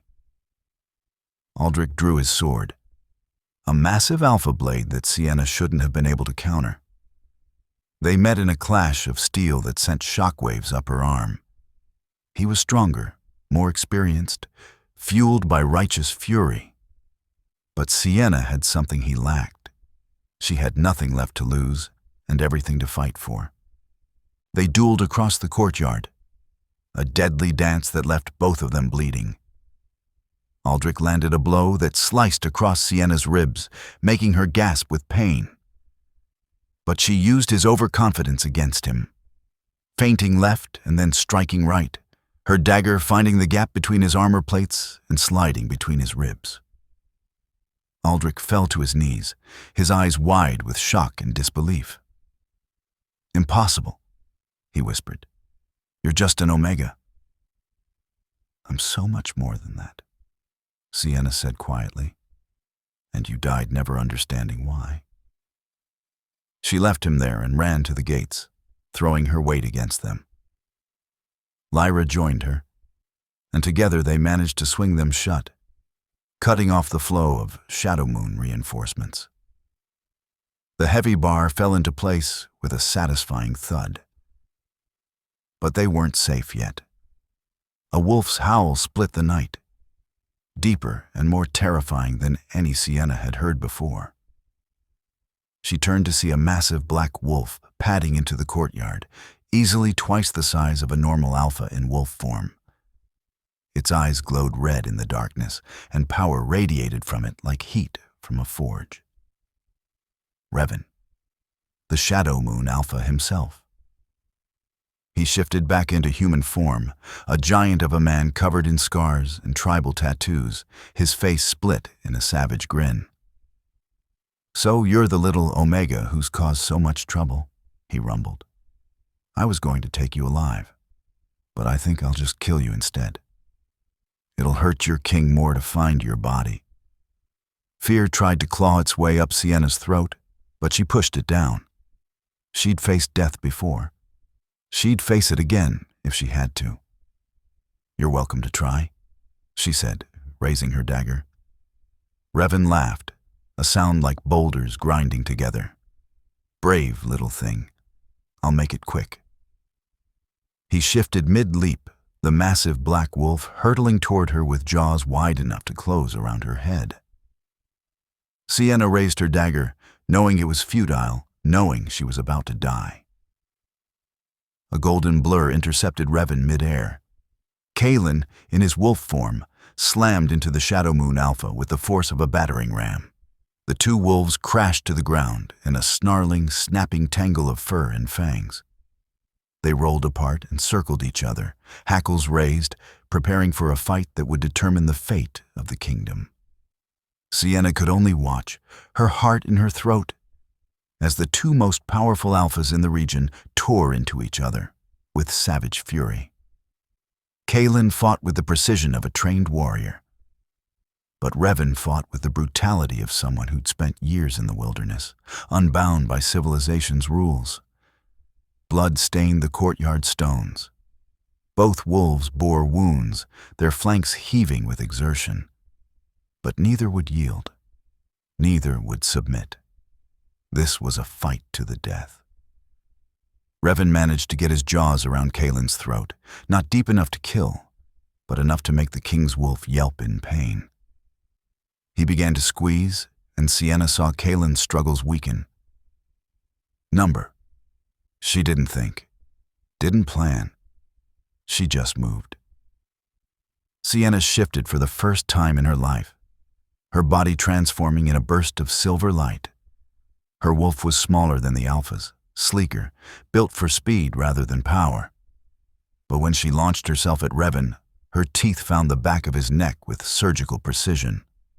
Revan roared and released Kaelen, twisting to shake off this unexpected attacker. But Sienna held on with grim determination, her jaws locked, her wolf snarling with primal fury. Kaelen didn't waste the opening. He surged forward, his massive jaws closing around Revan's throat in a grip that brooked no escape. The Shadow Moon Alpha struggled, thrashed, tried desperately to break free. But he was caught between two wolves, two mates who fought as one, their bond making them stronger together than they ever could be apart. Revan's struggles weakened. His eyes dimmed. And finally, with a last rattling breath, he went still. Kaelen released his grip and shifted back to human form, immediately reaching for Sienna, who'd also shifted back. He pulled her against him, heedless of their nudity, his hands running over her frantically, checking for injuries. "You foolish, brave, magnificent woman," he said hoarsely. "You could have been killed." "So could you," Sienna countered, her own hands shaking as she touched the wounds on his throat. They were already healing, alpha regeneration at work, but they'd been terrifyingly close to fatal. "We won," Kaelen said, pulling back to meet her eyes. Around them, the sounds of battle had faded. The Shadow Moon warriors, seeing their alpha fall, had either fled or surrendered. "Sienna, we won." "We did," she agreed. And then she was kissing him, pouring all of her fear and relief and love into the contact. When they finally broke apart, the first light of dawn was breaking over the mountains, painting the blood-stained courtyard in shades of gold and pink. They stood together, battered but unbroken, two halves of a whole that had been forged in battle and blood. And Sienna realized, with a clarity that stole her breath, that she'd been wrong. The bond wasn't a cage or a curse. It was wings, and she was finally ready to fly. And Sienna realized, with a clarity that stole her breath, that she'd been wrong. The bond wasn't a cage or a curse. It was wings, and she was finally ready to fly. Chapter 7. The Price of Betrayal. The aftermath of the siege painted Blackfang Keep in grim reality. Bodies littered the courtyards, some in the dark armor of the Shadow Moon Pack, others wearing the Blackfang insignia. The healers worked tirelessly, their hands stained red, as they tried to save those who could be saved and grant mercy to those who couldn't. Sienna walked through the carnage beside Kaelen, her hand clasped firmly in his. She'd insisted on helping with the wounded despite her exhaustion, and he hadn't argued. They were covered in borrowed cloaks. Neither of them had been wearing much when they'd shifted back. And every eye that fell on them held a new emotion, not disgust, not disdain, respect, even awe. The story had already spread through the keep. The Omega who fought like an Alpha, who'd stood beside her king against impossible odds and emerged victorious. The wolves who'd witnessed her shift, small and silver and fierce, spoke of her in hushed, reverent tones. But not all eyes held admiration. Lord Davros had been captured trying to flee through a servant's passage. Now he knelt in chains in the great hall, his fine clothes torn and dirty, his face a mask of defiant hatred. Other conspirators knelt beside him, 3 lesser nobles who'd thrown their lots in with the traitors, betting on the wrong side of history. Kaelen stood before his throne, every inch the warrior king, his golden eyes hard as stone as he surveyed the traitors. "You open my gates to my enemies," he said, his voice carrying through the silent hall. "You conspired to murder my mate.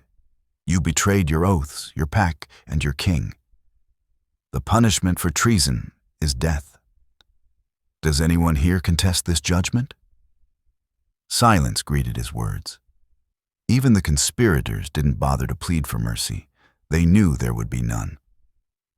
"However," Kaelen continued, his gaze finding Sienna where she stood beside the throne, "my mate has reminded me that strength must be tempered with wisdom, that justice is not always served by the sword alone." He descended from the dais, stopping before Davros. "You will be given a choice. Accept execution now, swift and clean, or accept exile, stripped of your titles, your lands, your name. You will be sent beyond our borders with nothing but the clothes on your back, forbidden from ever returning on pain of death. Choose." Davros lifted his head, his eyes blazing with impotent fury. "I'd rather die than live as nothing." "So be it." Kaelen's voice held no satisfaction, only grim duty. "Commander Thane, carry out the sentence." The new commander, promoted in Aldrich's place, stepped forward, sword drawn. The execution was swift and efficient, and when it was done, Kaelen turned to the other 3 conspirators. "And you? What do you choose?" "Exile," they chorused immediately, their voices shaking. Living in disgrace was better than not living at all. Kaelen nodded. "You have until sunset to leave my lands. Go." After the guards had dragged the sobbing men away, and servants had removed Davros's body, Kaelen returned to his throne. The assembled court watched him with wary eyes, waiting to see what would happen next. "My mate has proven herself in blood and battle," Kaelen declared, his voice ringing with authority. "She has saved my life and fought for this kingdom with a courage that puts many of you to shame. Any who still question her place at my side may challenge her themselves. I will not interfere. But I warn you now, she is stronger than you imagine, and she fights with the blessing of the moon goddess herself." He extended his hand to Sienna. "Come, stand where you belong." Sienna's heart hammered as she climbed the steps to the dais. Every instinct screamed that this was wrong, that an Omega had no place beside a king's throne. But she'd learned to trust new instincts, the ones that whispered that strength came in many forms, and that she had earned this position through trial and blood. She took her place beside Kaelen, and he turned to the court. "I present to you my chosen mate and your future queen," he announced. "All will show her the respect due her station. The old laws that kept Omegas in servitude are hereby abolished. From this day forward, designation will not determine destiny in my kingdom. Strength will be measured by action, not birth." The court erupted in shocked murmurs. Some faces showed approval, others dismay, but none showed the open hostility from before. They'd seen what she could do.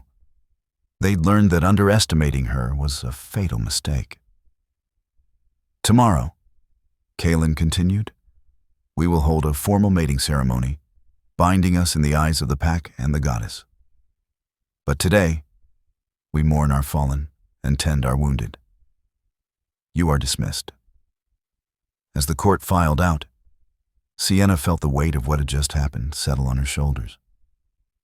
She wasn't just Kaelen's maid anymore. She was going to be queen.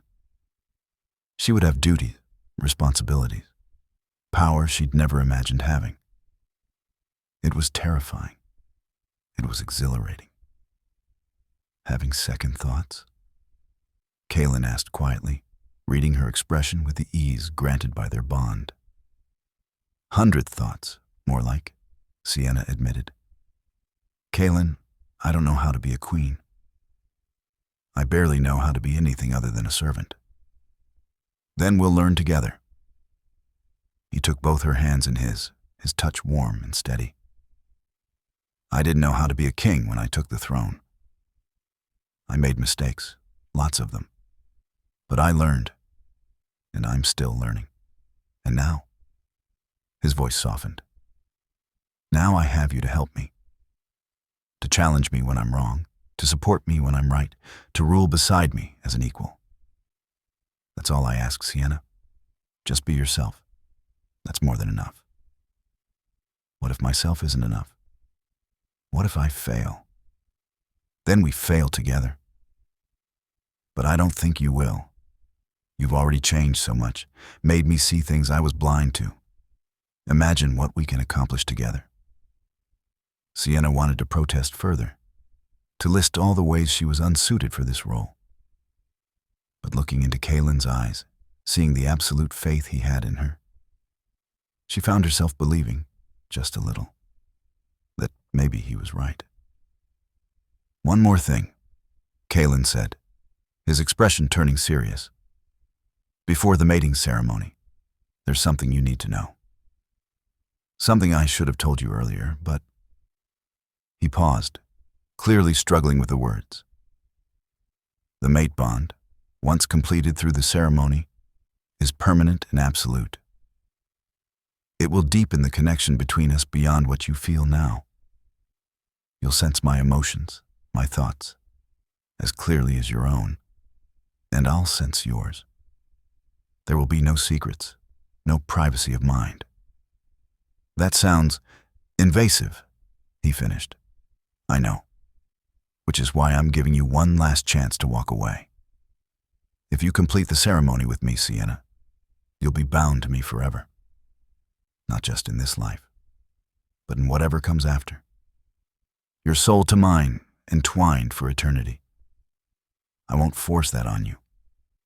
So if you have any doubts, any hesitation, tell me now."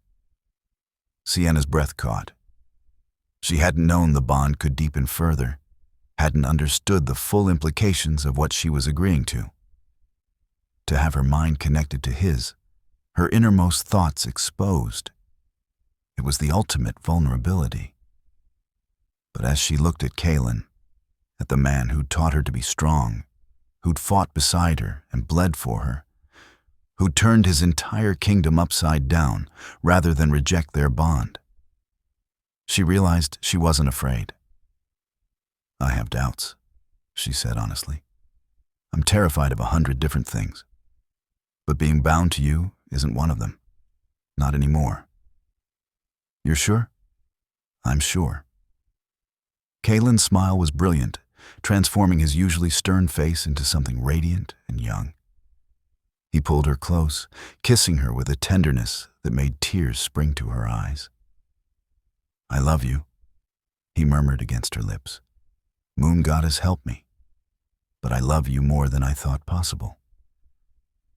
"I love you too," Sienna whispered back, finally allowing herself to say the words that had been growing in her heart for weeks. "I fought against it, hated myself for it. But it's true. I love you, Kaelen. For better or worse, I'm yours. And I'm yours. Always." They stood together on the dais, holding each other as the morning sun streamed through the great hall's windows. Two souls who'd found each other against all odds and logic. Tomorrow they would formalize their bond. Tomorrow Sienna would become queen. But today, in this moment, they were simply two people in love, grateful to be alive and together. It was enough. Chapter 8. The Ceremony. The great hall had been transformed overnight. Banners in silver and gold, the colors of the moon goddess, draped from the rafters. Candles by the thousand cast flickering light across the assembled crowd. And the air was thick with the scent of night-blooming flowers that grew only in the highest mountain peaks. Sienna stood in her chambers, staring at her reflection with something approaching disbelief. The dress they'd prepared for her was unlike anything she'd ever worn. A gown of midnight blue silk that seemed to capture starlight in its folds, with silver embroidery that traced patterns of wolves and moons across the bodice. Her dark hair had been braided with silver thread and winter roses, falling in an intricate cascade down her back. She looked like a queen. She looked like a stranger. "You're beautiful," Lyra said softly from the doorway. The beta had become something like a friend over the past weeks, her initial wariness transforming into genuine affection. "His Majesty won't be able to breathe when he sees you." "I'm not sure I can breathe now," Sienna admitted, her hands trembling as she smoothed the dress for the 100th time. "What if I mess up the vows? What if I trip walking down the aisle? What if you just be yourself?" Lyra interrupted gently. "That's all anyone expects." "Well, that and for you to not set anything on fire, but I think we're safe on that front." Despite her nerves, Sienna laughed. "I make no promises." A soft knock preceded the entrance of an elderly woman in formal robes. High Priestess Marin, keeper of the sacred rites and the one who would perform the mating ceremony. Her eyes were milky with age, but they seemed to see more clearly than any sighted person's. "It's time, child," she said, her voice creaky but kind. "The king awaits, and the moon goddess watches." "Are you ready?" "No," Sienna wanted to say. "I'll never be ready for this." But what she said was, yes. The walk to the great hall felt both endless and far too short. Servants and guards lined the corridors, each dropping to one knee as she passed, a gesture of respect that still made her uncomfortable. She was used to being the one kneeling, not the one being honored. The great hall doors swung open, and a hush fell over the assembled crowd. Hundreds of eyes turned to watch as Sienna began her long walk down the aisle, Lyra walking 3 steps behind her as witness and guard. And at the end of that aisle, standing before the altar with the High Priestess, was Kaelen. He wore formal armor polished to a mirror shine, with a cloak of midnight blue, matching her dress, secured by a clasp bearing the Black Fang insignia.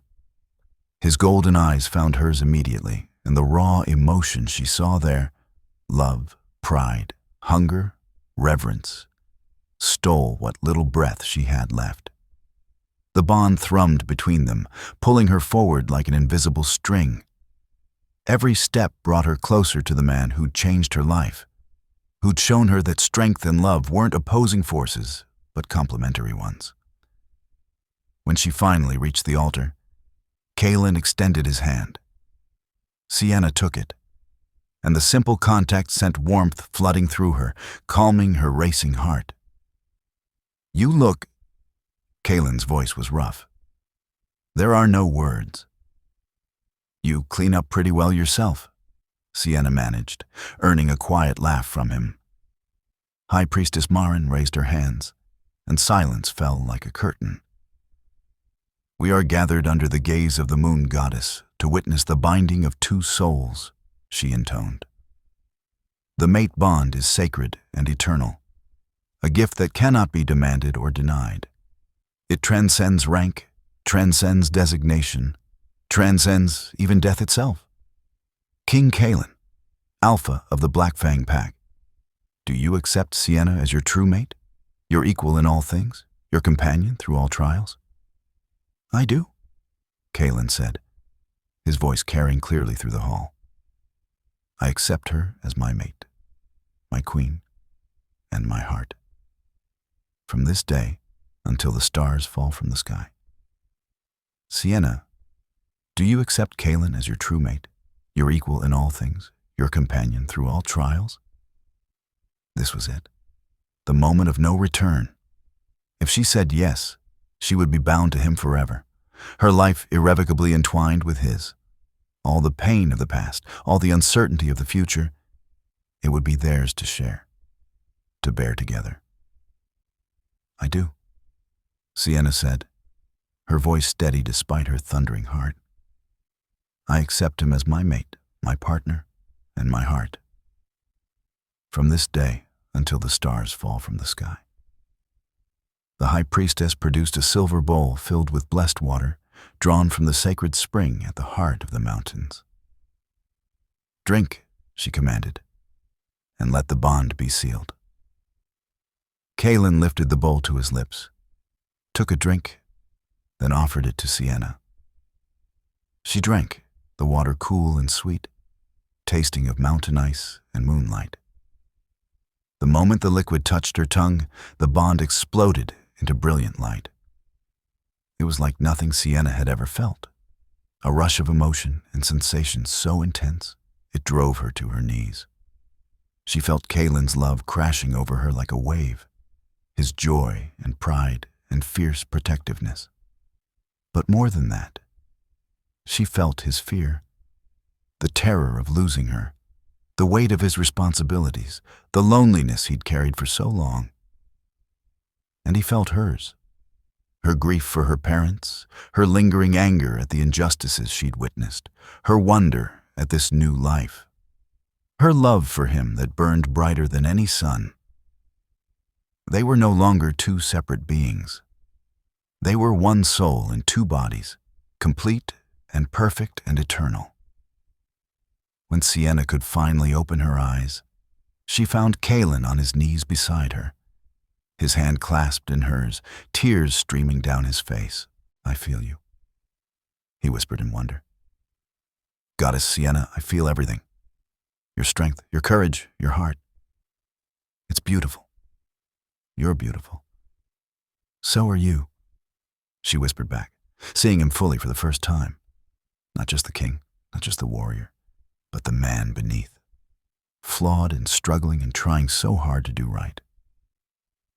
I see you, Kaelen, all of you, and I love what I see. The high priestess's voice seemed to come from very far away. The bond is sealed? Rise, king and queen, and let your pack bear witness to your union. They rose together, still holding hands, and turned to face the assembled crowd. Every person in the hall had dropped to one knee, their heads bowed in respect and reverence. Even the most hardened alphas, even those who'd opposed her presence, acknowledged what they'd witnessed. A true mate bond, blessed by the goddess herself, binding their king to an omega who was so much more than her designation. I present to you, Kaelen's voice rang out, your queen. The hall erupted in cheers, the sound deafening and overwhelming. Sienna swayed, overwhelmed by the noise and the emotions flooding through her bond with Kaelen. He steadied her, his arm around her waist, his love a warm anchor keeping her grounded. We did it, she said, smiling up at him through happy tears. We did, he agreed.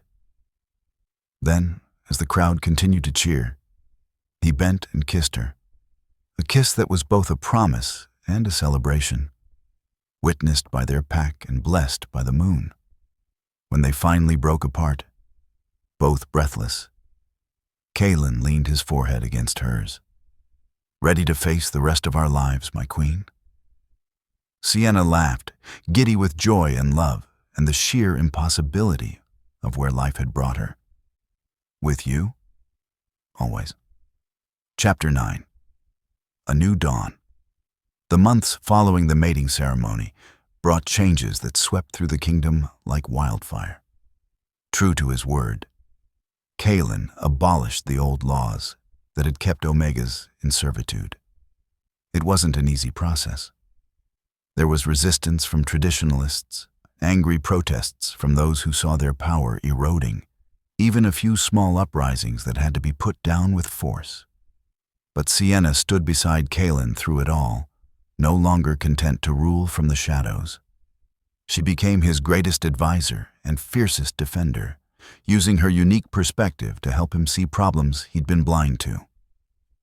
Together, they began reshaping the kingdom into something new. A place where strength was defined by character rather than designation. Where Omegas could own property and learn trades, and even, controversially, serve in the military. Sienna herself became a symbol of this new order. She trained daily with Kaelen's elite guards, her skill with a blade becoming legendary. She held court beside the king, dispensing justice with a wisdom that surprised even her. And she never forgot where she came from. She established schools for Omega children, ensured that no village would be left defenseless, and personally oversaw the distribution of aid to communities that had suffered under the old regime. Not everyone loved her.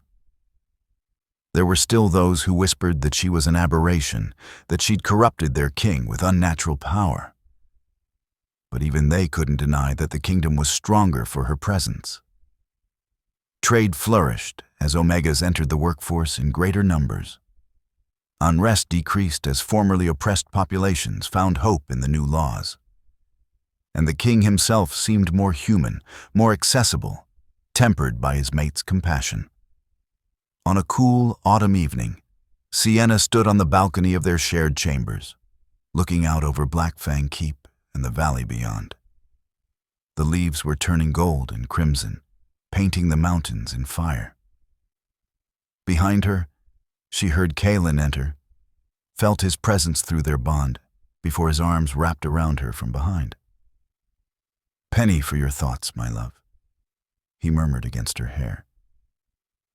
"I was thinking about how far we've come," Sienna admitted, leaning back against his solid warmth. "A year ago, I was a servant in a tiny village, trying to make myself invisible. Now I'm queen of the realm, helping to reshape the laws that govern thousands of lives.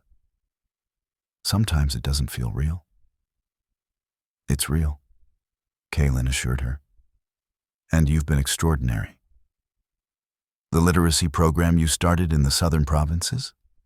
It's already bearing fruit. We're receiving applications from Omega scholars who want to study medicine, law, even military strategy. You're changing the world, Sienna." "We're changing it," she corrected. "I couldn't do any of this without you." "Partners," he agreed, pressing a kiss to her temple. "As it should be." They stood in comfortable silence, watching the sunset paint the sky in shades of amber and rose. Through their bond, Sienna could feel Kaelen's contentment, his deep satisfaction with how their lives had unfolded. But she could also sense something else, a hint of nervousness, of excitement barely contained. "What are you hiding?" she asked, turning in his arms to face him. Kaelen's smile was equal parts sheepish and proud. "I've been waiting for the right moment to tell you." The healers confirmed it this morning. He placed a gentle hand on her still flat stomach. "You're pregnant, Sienna. We're going to have a child." The world seemed to stop. A child. She was going to be a mother. 1,000 emotions crashed through her at once, joy and terror, wonder and worry. What kind of mother would she be? What kind of world would they bring this child into? Would their baby inherit her unusual strength? Or would they be a normal Omega, forced to navigate a world that still had far to go before true equality was achieved? But beneath all the questions, one certainty remained. This child would be loved. This child would be protected. This child would grow up knowing that their worth wasn't determined by their designation, but by the content of their character. "We're going to have a baby," Sienna repeated, her voice full of wonder. She placed her hand over Kaelen's on her stomach. A little wolf of our own. Our heir, Kaelen said softly. The first child born to a king and an Omega queen. They'll grow up in a world we're building for them. A better world. No pressure on the kid at all. Sienna joked weakly, overwhelmed by the magnitude of it. Kaelen laughed and pulled her close. They'll be perfect, just like their mother. I'm not perfect. Perfect for me. Perfect for this kingdom. Perfect in all the ways that matter. He kissed her softly, tenderly, a kiss full of promises for their future. I love you, Sienna. Thank you for taking a chance on a tyrant king who didn't deserve you. You're not a tyrant, Sienna said firmly. You're a man who made hard choices in hard times, and who spent every day since trying to do better. That's all anyone can ask. Still, Kaelen said quietly, his expression growing serious, there's something I need to do. Something I should have done months ago. What? Come with me. He led her through the keep's winding corridors, down into the lower levels she rarely visited. They stopped before a heavy wooden door that opened onto a small, private chapel, a space reserved for the royal family's personal devotions. Inside, arranged with obvious care, were dozens of candles surrounding a memorial stone. Carved into the stone were names, so many names, of those who died in the raid on Whitefall. And at the top, in letters that caught the candlelight, Mira and David, beloved parents of Queen Sienna. Sienna's hand flew to her mouth, tears springing immediately to her eyes. I can never bring them back, Kaelen said quietly, his own voice thick with emotion. I can never undo the pain my orders caused. But I can honor their memory. I can ensure their names are remembered, not as casualties, but as the people who raised a queen. Your mother and father, Sienna, they made you who you are, and for that, I owe them a debt I can never repay. Sienna couldn't speak, could only cry as she knelt before the memorial, her fingers tracing the carved letters of her parents' names. Through their bond, she felt Kaelen's genuine remorse, his determination to be worthy of her forgiveness. I think, she said finally, her voice hoarse, I think they would have liked you. Eventually. My father always said that true strength was admitting when you were wrong and working to make it right. You've done that, Kaelen. You're still doing it. I'm trying, he said simply. Every day, I'm trying. Sienna rose and turned to face him. This man who'd been her captor, her teacher, her partner, and her love. My parents would be proud of what we're building, of the world our child will inherit, and so am I. Then we'll keep building, Kaelen promised. Together, for as long as we have. They stood in the candlelit chapel, honoring the dead and celebrating the life growing between them. Two souls bound by a love that had transcended pain and pride and prejudice. Outside, the kingdom they ruled together continued to change, to grow, to become something better than what had come before. It wasn't perfect. It would never be perfect. There would always be those who resisted change, who clung to old hierarchies and ancient hatreds. But Sienna and Kaelen would face them together, as they'd faced every challenge, with courage, with compassion, and with an unshakable faith in each other. And that, they'd learned, was more than enough. Epilogue. The legend grows. 20 years had passed since a blood-soaked Omega had been dragged before the Alpha King's throne. 20 years since an impossible bond had changed the fate of a kingdom. In the great hall of Blackfang Keep, now warmed by fire and filled with laughter rather than fear, an old warrior named Thane stood before a crowd of young pups. wolf children of all designations, gathered for their weekly history lesson. "Tell us about the Omega Queen," a young Alpha girl demanded, her eyes bright with excitement. Thane smiled, settling into his chair with the satisfaction of a man who'd witnessed history firsthand. "Ah, Queen Sienna. Where to begin?" "At the beginning," a beta boy shouted. "Very well." Thane's voice dropped into the cadence of a storyteller, painting pictures with words. They called her the Omega Queen, and her story began with blood on snow. She was a girl from a forgotten village, trained since birth to be small and submissive and invisible. But the moon goddess had other plans. The children leaned forward, captivated. When guards attacked her village, something awakened inside her, a strength that shouldn't have existed in an Omega. She killed 5 trained warriors with nothing but a fallen knife and her own fierce will to survive. They dragged her to the king, expecting him to execute her for the abomination she was. But he didn't, a young Omega girl breathed. "No, child, he didn't, because the moment he touched her, he felt the bond, the sacred connection that meant she was his true mate. And our king, great Alpha that he was, he saw in her not a weakness to be destroyed, but a strength to be honored."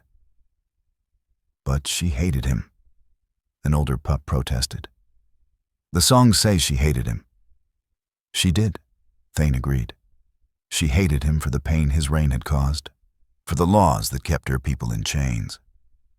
But the great Alpha King, he was not content to rule alone. He taught her to fight, showed her that strength came in many forms.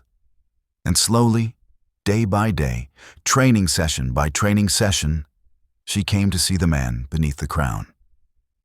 And she fell in love. The young Omega girl sighed. She did. But not before she'd proven herself in blood and battle. When the Shadow Moon Pack attacked, aided by traitors from within, the Omega Queen fought beside her king. She shifted for the first time, her wolf small and silver but fierce as any alphas. Together, they defeated Revan, the Shadow Moon Alpha. And in doing so, she showed the kingdom that Omegas could be warriors too. "What happened then?" the Alpha girl asked. "Then came the real work," Thane said with a chuckle. "They married in a ceremony blessed by the moon goddess herself, and Queen Sienna began the hard task of changing a kingdom. She abolished the old laws that kept Omegas in servitude. She established schools and trade programs. She sat beside the king in judgment and proved herself as wise as she was fierce. And they had children," a pup called out. 3 of them, Thane confirmed. The eldest, Princess Arya, is an Omega like her mother, and the deadliest warrior in the kingdom, bar none. The middle child, Prince Darren, is a beta with his mother's wisdom and his father's strength. And the youngest, little Princess Kira. He smiled. Well, she's only 10, but already she shows signs of being the most formidable of them all. "Because of Queen Sienna," the young Omega girl said softly. "Omegas can be anything now. We're not just servants anymore." "That's right, child." Because one brave woman refused to accept the world as it was and fought to make it what it should be. She didn't win every battle. There were those who opposed her until the day they died. But she changed enough hearts and minds that when her children grew up, they inherited a better world than she'd known. "Is she still alive?" the Alpha girl asked. "Can we meet her?" "She is, and she and the king still rule together, stronger for each year that passes. Perhaps if you study hard and prove yourselves worthy, you might have an audience with her one day."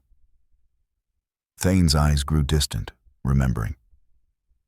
"But remember this, all of you. Queen Sienna was not born a queen. She was made into one through trials and courage and love. She could have let her pain make her cruel, let her power make her arrogant. Instead, she chose compassion. She chose to lift others as she was lifted.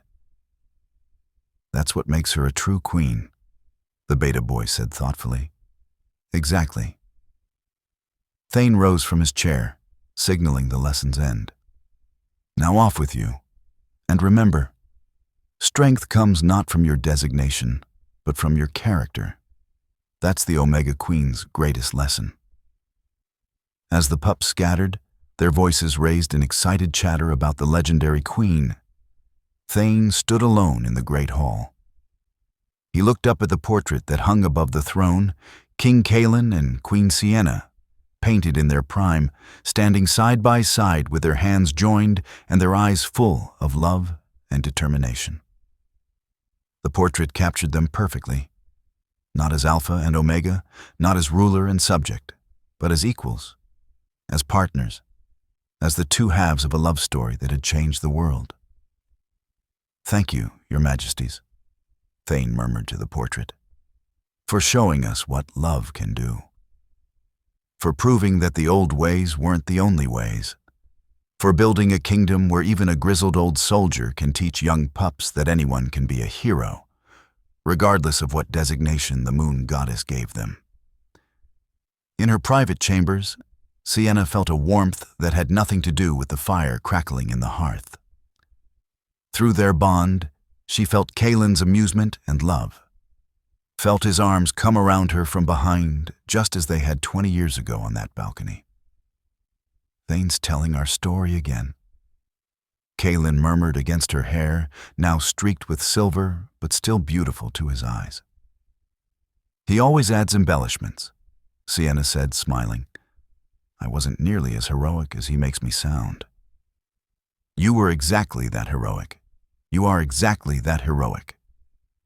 Kaelen turned her to face him, his golden eyes, unchanged by the years, full of the same love and wonder they'd held since the day they'd bonded.